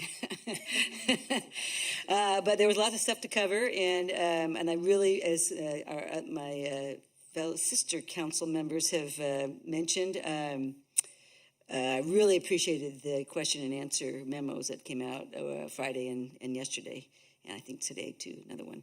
And I know that some of those were predicated on much public comment, and including some of our key stakeholders, so I appreciate all that input also. These are hard decisions. This is a classic rock and a hard place if you're a political person, because we've had 150 or so, emails, phone calls, and about, there's this big split. People support, people don't support. Mostly everybody seems to be, we need new parking structure. We like the cultural arts thing, but not now, which is a classic NIMBY approach. Understandable in these times, because everything's kind of stressful and scary and changing all the time. But we could see this coming for a long time. Some of us for 30 years, and I think most people have recognized, as I just mentioned, either the need for additional parking on its own and or the relationship between the new structure and the vitality of downtown and the cultural arts hub. I wanted to say in particular that I accept full responsibility as a member of the council who gave very detailed and elaborate instructions to staff when we did scope this a few years ago, maybe 5 years ago. I remember we had a whole list of things we wanted, and there they are. I don't think we talked a lot about the cost because at that time the cost was expensive, but we didn't expect pandemics, we didn't expect worldwide economic bucking broncos. So this is not a staff-driven project. This is a community and council-driven project, all the way down to its specific design elements. And I will accept, like I said, well, at least 1/5 of responsibility. I don't know if any of the rest of you were on the council then, but yeah. Staff has also been caught between a rock and a hard place, and I don't know if they've really expressed that much because they're good staff and they don't turn around and blame the council. But this is, this is a council direct. They're stuck between the council direction and our policy about what kind of parking structure we wanted to see and what our policies are around how you fund it, and the fact that we do have literally economic wild times. I mean, who would have thunk we would close down for 2 years and impact our parking fees? And who would have thunk we'd have European wars and runaway inflation, et cetera, et cetera? That it was even for the most fabulous staff in the world like we have. Who could predict it? Nobody can predict anything anymore. So the fact that they've done so well over the last couple of years, and they have done a fantastic job over the last couple of years of keeping us economically afloat, is a credit to them, but they are not perfect. And so here we are.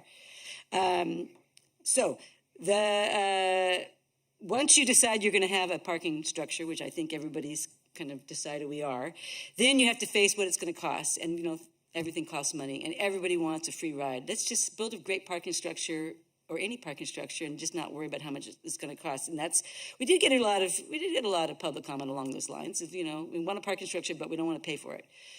That's why we're here, because we get to vote about how we're going to pay for it or not. My bottom line is I am categorically opposed to using general fund money to do any kind of tweaking on support and changing the fees. I don't think we should redesign it. I don't think we should delay it. Time is money. And on my years and years on the planning commissions for the county and the city, all I saw with delay was more money. And that's certainly, I think most of us have gone through enough of this stuff to know that time is money. And so that's not the answer either. But I am mindful of the very articulate and thoughtful comments that we got. We got some of them, that called us crazy and stupid. But there were a lot of really intelligent remarks and really good information. And I really appreciated that kind of respectful and thoughtful and helpful input because that does help shape decisions and help shape my mind. And I was glad that Councilmember Marks asked this, and I was glad that Derek mentioned this briefly during his little introduction. But I am interested, and I did ask staff to prepare some suggestions around how we might use some ARPA money, some one-time money, to help soften or mitigate some of the impacts, specifically by doing a delay of the free 1 hour charges. I know we all kind of went through this a while ago and said we're going to eliminate it, which at the time didn't seem like a big deal, but now things are different. So I'm interested in that, and I'm hoping that other folks can support that, and that we can hear from staff about some of their best ideas and how to, let's say, use one-time money to do that section, that part. It's a lot of money that we're going to need, so we can't do this too much, but I think that one piece for me is really super important.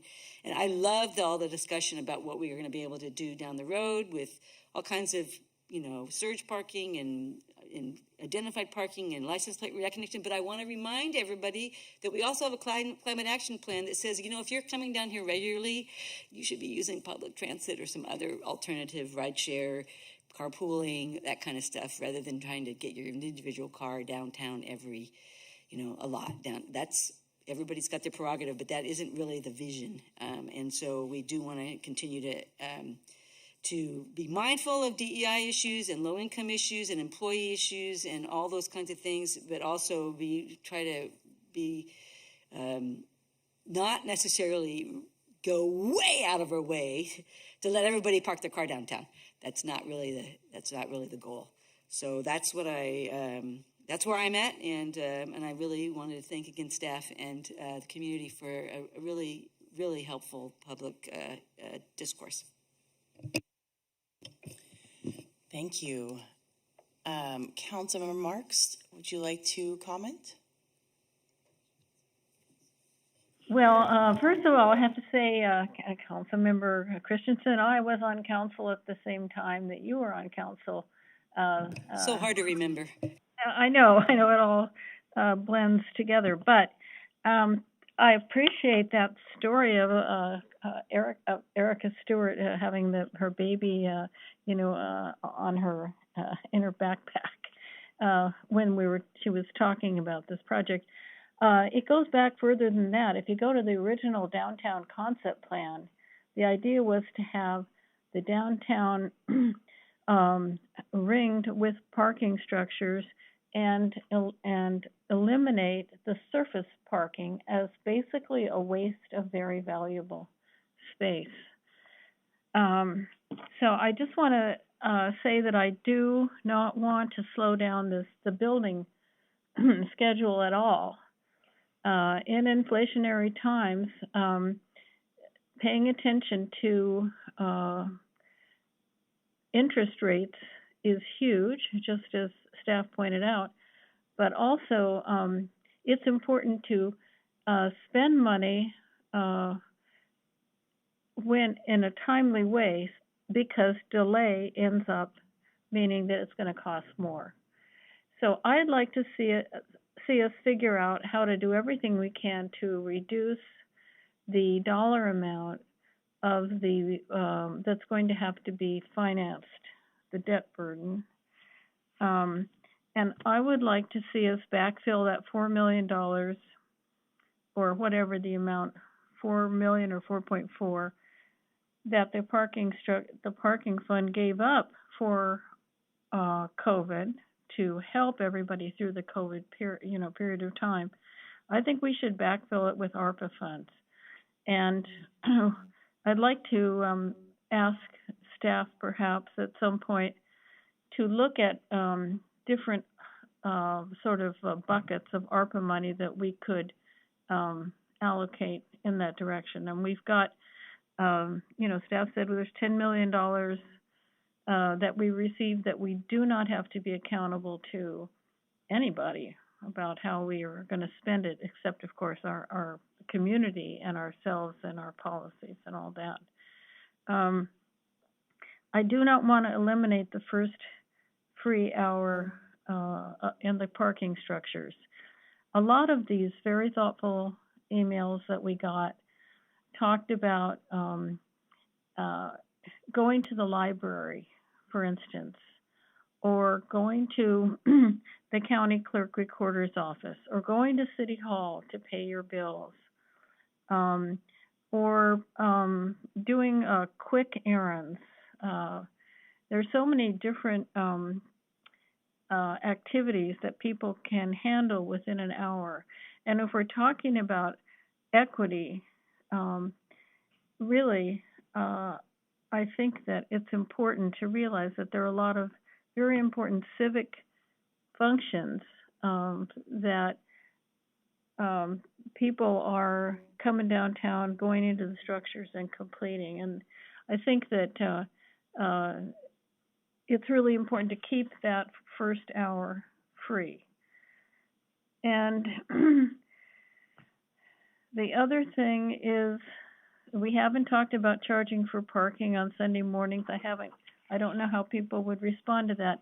But I was on council when that was decided. I mean, originally Sunday was just like every other day, and then there was a moment in time when we were looking at the parking fees, and several ministers who hold worship services on Sunday mornings came and asked for free parking during that time.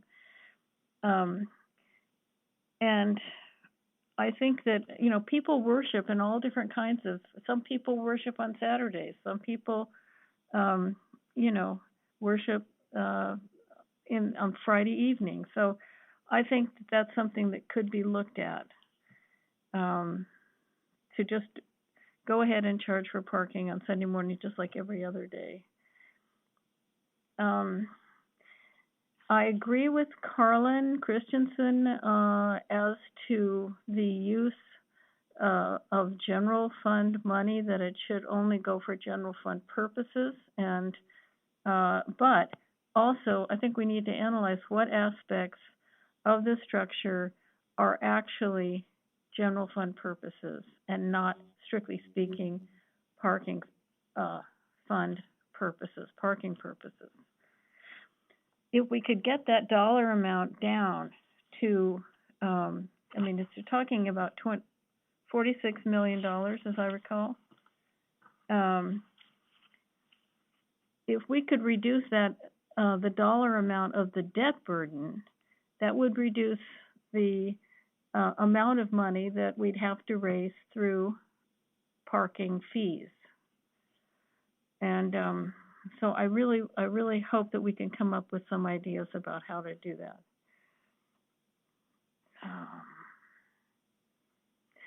Yes, and I'll just end by saying that all of the traffic studies and EIRs that were done for the giant hotels when we decided to use surface parking for parking, to use surface parking for hotels and direct the traffic toward the parking structures. It was all predicated, all of those EIRs, also like the Creamery and these other upcoming projects, those traffic studies in the EIRs were all predicated on the assumption and relying on the assumption that that fourth parking structure was going to be there. So I think we've actually made promises to our community and to the businesses that we would follow through and keep our word. And so I really am strongly in favor of continuing with the parking structure and not delaying, but doing everything we can to chip away at that debt. So thank you very much. Thank you. Councilmember Pease. Thank you so much. Thank you to my colleagues. Thank you for indeed so many thoughtful public comments, correspondence. Really appreciate all that. I am also in support of going forward with the parking structure as is. I don't think we need to delay. If we can get creative with, alternative financing for solar panels or some other things, awesome. But we don't need to get into the nuance on that. I think it's an interesting conversation about, as Councilmember Christensen pointed out, about the cars. And so I'm happy that we as a community are investing incrementally in those things that will make being car-free easier and easier. So the transit, the bike lanes, and then be in a better position that the parking, if it's a little less convenient for those who really have good options. So that's kind of the balancing act that we're in, a direction. I think we have a vision, but we can't let the having cars be so inconvenient when there are so many other options that people can just drive to with their cars, right? So that economic piece, while we also hold the climate action goals, I think we can do both and know we're on a path and still be grounded in the reality that parking is critical for our successful downtown.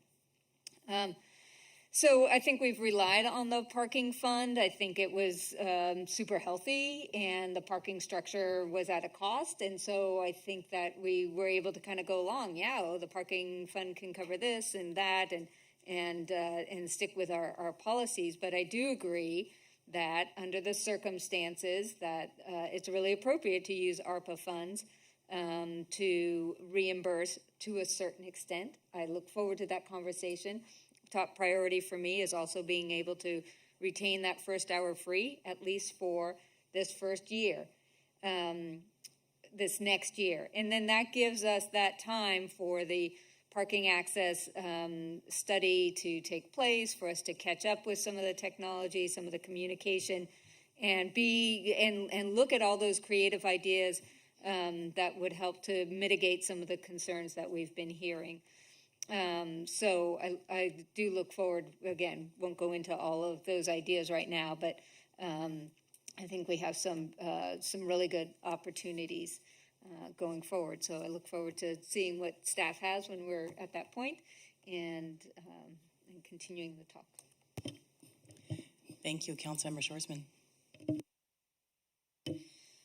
Yes, thank you so much for everything that's been said so far. I have many notes that echo some of those things, so I won't say them again. But I do want to reiterate something that you said, Councilmember Pease, about the amount of correspondence that we got. And this is just one of the many examples, I feel like, where we've just gotten so much feedback, and not all of it positive, but and not, a mix of support and non-support for the issue in general, but just the amount of engagement that we have in this community just continues to impress. And I just, there's no place like this place. People care so much about these decisions that we're making and want what's best for our community, and it's just so apparent in everything that we hear from people. And so I really appreciate that, the good and the bad, and the supportive and the not supportive. So I wanted to make sure I said that. It's clear that that we need to move forward with this parking structure. It's been in process for way too long, and there's just not a way to turn this ship around, or not that I even think that it is appropriate to turn the ship around. I also don't see a path forward. I would love to hear ideas of a path forward that we could do it without raising rates, but I'm not seeing that we could secure the debt in any other way, which is difficult as a council member, I think, to feel like we really are painted into a corner and can't do much about that. I agree with my colleagues about at least trying to create a soft landing with the first hour free, at least for the first year. I think that $700,000 is relatively easy to make up. I hear the sentiment about ARPA funds. I have reservations about, especially the broadband, to be totally honest. I think that the people who will most be served by the money going towards broadband are not here tonight to speak on their own behalf, and I don't think they would be in this forum. And I know that broadband access was really hard for some of those families during the pandemic. And if we got into that situation again, this would be, a small amount of money, $600,000, to help secure maybe more funding to go in that direction. So if we are going to use ARPA funds, my personal vote would be to not use that portion. And then the other thing that I continue to be concerned about, and I'm happy to hear that staff has some creative ideas about this already, but expanding low-cost options for low-wage workers and people on fixed incomes, or those who may not,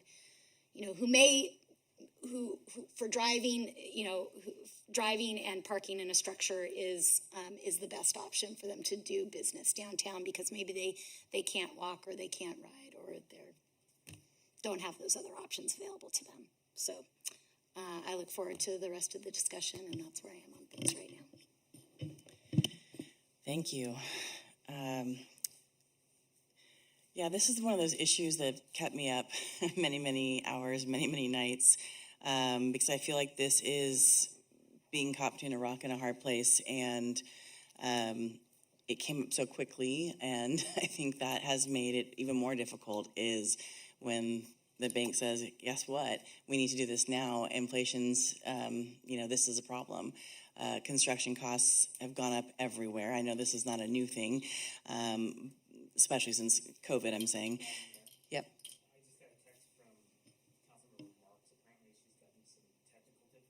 Oh. Yep. Yep, let me know. We'll take a break till you tell me otherwise. Thank you for catching that. Okay. So just around, the low wages, I think there's something to be said around the prox cards and some education for people who are low-wage workers. I get that. But then if we're just trying to encourage people to come to the library and, they're making $15 an hour, it's not going to help them in that moment. If it's a senior who is, and in many emails we've already said, this is my only chance. I come down and I go to the library and that's it. So I go pick up my stuff and I go. So I feel like there's some aspects to that 1 hour that really needs to stick. So that's my thought on that. I felt like there was a little bit of information I really would have loved to have had, which is kind of the parity cities, because we went from Pismo and Paso to San Francisco, and usually when we do parity cities, it's like Monterey, Santa Barbara, Ventura, so just kind of would have liked to have had a few more of those. I'm just going to comment on that. It's not needed right now, but there's just some of those things. And it was funny, I was talking to someone from Santa Barbara today having nothing to do with this, private sector individual, and they themselves told me that the PBID pays for the half of their parking costs. So so this is really great that this happens. So it was kind of funny that even the community knows that their business owners have invested in their shopping. So I think there's a little bit of can we meet together, and I think that's important. As far as the ARPA money, if only we had known this when we had our subcommittee meetings, Councilmember Schwarzman. I am really torn because on one hand, if we're trying to help people who make low wages and we take away broadband, that seems to be a double whammy of negative. And then at the same time, if people want to come down shopping, they really can't either. So I feel like we're kind of, we're not helping them in either way.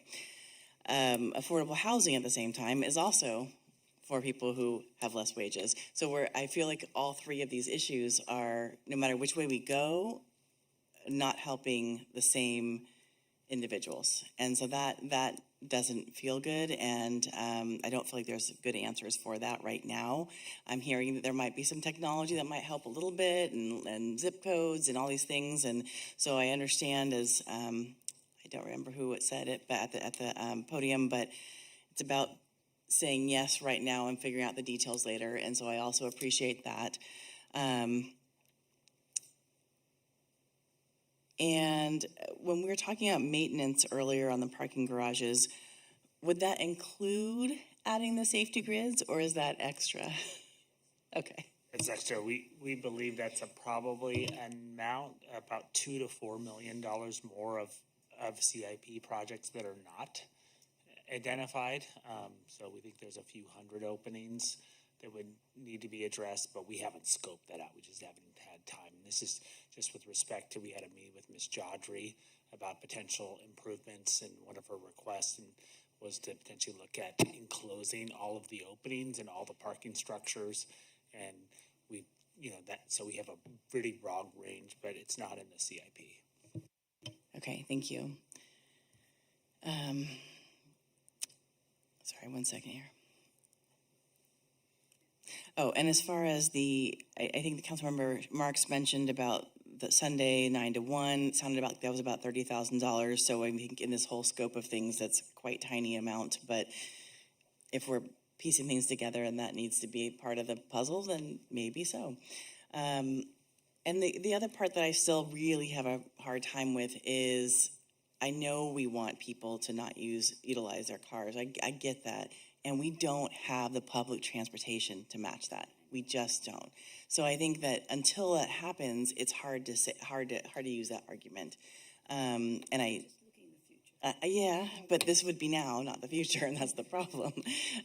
So I think that's my struggle on how do we help people that are struggling financially with parking if we don't have any other answers for them. So I think that's a big concern for me. So I think as we look at, I know we're not discussing parklets today, but there's a potential $300,000 revenue there. I saw, Natalie, that you said 0.03 was around $300,000 left at the bottom of the general fund. So just saying we could maybe add that together. I know it was a tight realm, but I feel like there's some ways we can scrape together this first year. So that would be my initial thoughts, and I'll leave it at that. Madam Mayor, and if I go ahead. Thank you, council members and mayor. I just wanted to kind of summarize a little bit. Maybe you were going to do that, Derek, but it sounds to me like that we're all in favor of keeping that first hour free for the first year, and that using ARPA in some ways is the way we're looking at it. And you and I talked to you, and you were saying that you're not really talking about using the broadband ARPA, some other parts of it. So that's maybe what you're going to go into. I also think that's, I appreciated Councilmember Marks, your comments about $4 million and everything, but I think that's where that line that you referred to, Mayor, about the folks who are unhoused and all, they need that ARPA money. Those big chunks of it. We're talking about a small chunk, $700,000. That to me is something that we can put on the side of our library goers. So I'm going to call him. So anyway, I'm hoping that Derek can give me more of your thoughts that you had outlined to me earlier. Yes, thank you, Madam Mayor, members of council. So we had a chance to talk with our finance director about what is the most elegant way to do this. And actually, if you recall, there was the $10 million. We took $100,000 and we augmented the grants and aid. So that left 9.9. We would recommend you take from that 9.9. Then there isn't any lingering questions about whether or not funding a parking garage, or in this case, we're really talking about funding rates, whether that complies with the final rule. That's the most elegant way. And then we preserve the funding for broadband. We preserve the funding for affordable housing. The impact is that $700,000 has been set aside for the Prado Bridge. And the reason we did that is it's a federalized project. These are federal dollars. We're doing a whole NEPA document, and so it was an elegant way to fund that. But we're confident we can find $700,000 to backfill that through all of the infrastructure funding. This funding comes from the state, and that would give us a year to essentially come back in the spring of 2023 and address seniors. What about locals and residents? What about equity questions? What about employees? And so we can have that discussion, and we're on track on talking to Gavin to implement technology that would enable a lot of this kind of, pricing, even including surge pricing. So that, for example, on farmers market, we could have surge pricing that doesn't apply to locals, for example, but applies to visitors. So there'll be an infinite number of ways that we can then model out what that is, and then we can deal with the council's objectives. Is if you think about when we think about the parking and access plan, we're going to talk all the way from top to bottom. What's the vision? What are the goals? What are your policies? And then we're going to get to the tactics of all things. But we're going to go top to bottom. And thus far, because we haven't had all of that, we've been trying to pick here and there. Let's grab this and grab here. And so that, puts us at the risk of having somewhat of an incoherent and kind of piecemeal policy. So I think tonight the council is right dealing with the first hour for the next year. That's what we've heard. There's a modest increase next year. and that'll give us the rates, put the rates in place for us to be able to go out and get the debt, and then we can come back and have a full, robust discussion in the spring 2023. And as long as we arrive at a revenue picture moving forward that yields the same revenue based upon that vision, policies, goals, and tactics, then council will be and the city will be in a solid place. I think that transition is really helpful for people. And I think the other thing I really appreciated you telling me before was, in our previous meeting, was this is not a chance to do a forbearance like we all have done during COVID and many of our different car payments or houses or whatever it is. This is a brand new loan, and we don't have that opportunity to put that on the backside of COVID time period. And that was something, as I've talked to other people, really appreciated that knowledge and point of view. So thank you for that. And I will say that I appreciate what you're saying around equity, and I also want to be very careful when we talk about things. I don't think a garage is safe and welcoming. I think that was a really odd thing that came out today. And I think we just want to be really careful that and intentional that when we say things are around diversity, equity, inclusion, and belonging, that it really belongs in the space that we're saying it. So I just want to, think about that as we're talking about it. And then I think the community education is so important because there are so many people, as we saw, and they're going to come in the next week and go, what is this? What is this parking? I've never heard about it. And because they hear about the article after today. So I think we have to really talk about how do we educate people in a more intentional way, and how can we as the council help you as staff as well. I was just talking for you all, Jan as well, but I would assume that y'all would be willing to help. Yeah. But so I just think that's really important. And I really appreciate Councilmember Schwarzman, what you said is that our community is so engaged and cares so much. And while, yes, there were some very unhappy or very happy, supportive emails, there were a lot of really thoughtful emails that came through with some ideas that, were like, oh, what about this? And what about that? And that's what shaped a lot of that correspondence that our staff was so wonderfully put together. So I just wanted to thank the community in that too. So moving forward, Councilmember Pease. I agree with that proposal. I think that is elegant, and it's anyway, a lot of different ways to juggle it. But I feel like if that's been hashed out, I think that I would be supportive of from those ARPA funds, that first tranche of the 10 million or 9.9 to pull the 700,000 out, which would reimburse the parking fund for that first hour free, which would have started this July, but is now going to get bumped a full year. So then the only increase, I'm just kind of restating, make sure I'm understanding this right, is a little bit, from $1.75 to $2, those little street parking increases. Is that still? Yeah, so those little ones, but otherwise the parking structure would stay as it is. $1.50 an hour, $6 for the day, all of those things until July of 2023. Okay. And in terms of the parklets, that'll be a separate conversation. That way we don't have to factor it in now, but whatever we decide, it would go into the parking fund. Okay. I'm sorry, Madam Mayor and Councilmember Pease. I think what I heard was that we'll look at Sunday morning parking. I want to just address Councilmember Marx's questions about the affordable housing site. I'd love to be able to give you a number today and say what that is. We did a pro forma back in 2018 that looked at the residual land use value based upon the potential marketability of that, based upon a prototype. But 2018 to 2022, I can't give you a number today to say what the general fund should compensate or the affordable housing fund should compensate. So I think that's a future discussion. And so I put that in the hopper for a little while. Same thing with the question about, getting the site ready for, slow rep. I think those are all things that we can address downstream. So is it fair to say, could we communicate in this way that that the parking rates that are currently shown in 2023, July 1 of 2023, those are our placeholder. That's our baseline or fallback position, whatever, but that we have all these other ideas to make up for it. So kind of a placeholder rate structure make sure that we get the financing and keep this thing going forward. Is that fair?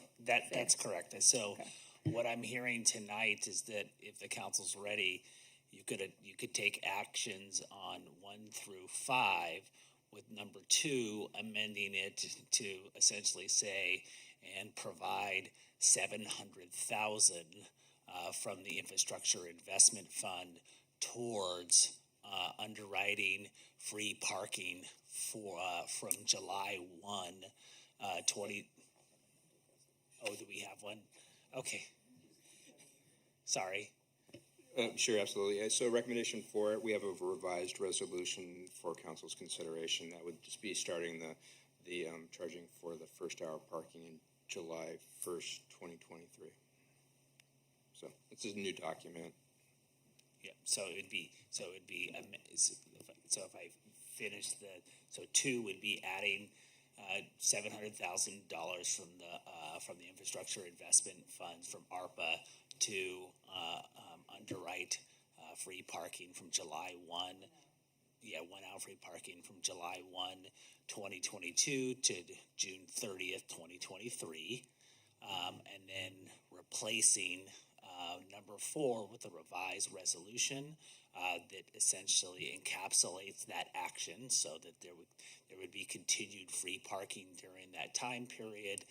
And Gavin and Matt, is it any changes to 5 or 5 remains the same?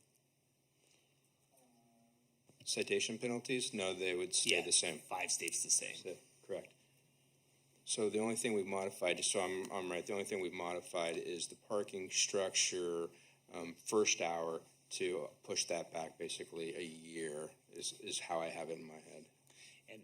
And then based upon what I've also heard from council, if it is prepared to take this action, would be to add a number 6, which might be and direct staff to return in the winter, spring of 2023 with a study session on vision, goals, tactics, and objectives, and look at opportunities for potentially restructuring rates that get at the same yield of revenue that addresses, council's.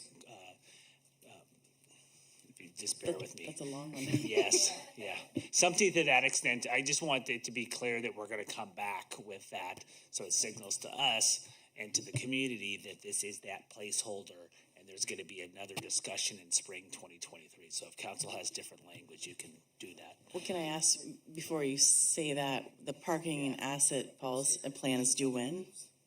What's that? The parking and asset policy plan. Oh my gosh, is due when? In late winter, spring 2023. Right. So same timing. Okay. Yeah. So I think directing staff to return in spring with other options makes the most sense, and we don't have to get into all the nitty-gritty detail in that, right? Okay, that's fine, yeah. Okay. Vice Mayor Christensen. Well, if you're ready, I'll go ahead and make a motion. Yeah. So I'm going to go ahead and move. Hold on one more second. Oops. Councilmember Marks, do you have any other additional comments? Well, I guess my question is, we're not talking about allocating any more ARPA funds than the 700,000. Is that correct, where we are right now? That's correct for right now. Okay. Well, my preference would be to actually look at some of that $9.9 million and reimburse the parking fund for what they gave away, basically, to help the downtown in $4 million. I don't know why we expect the parking fund to just eat that. But if this is a measure that we can revisit at some point, I'll be willing to support the motion. Thank you, Councilmember. Vice Mayor? Okay, so I'll go ahead and move the staff recommendation 1 through 5 with the changes to number 2 and number 4 that reflect that we're going to use $700,000 from the infrastructure fund, investment fund to support the continual first hour free for July 1, 2022 through till June 30th, 2023. And add number 6, which is to direct staff to return to council in the spring of 2023 with full discussion of everything from strategies to tactics on parking options and ways to support our downtown and our citizens, community members. That's it. Is there a second? Second. Thank you, Councilmember Pease. Any other comments, discussions, thoughts? Okay, forever hold your peace.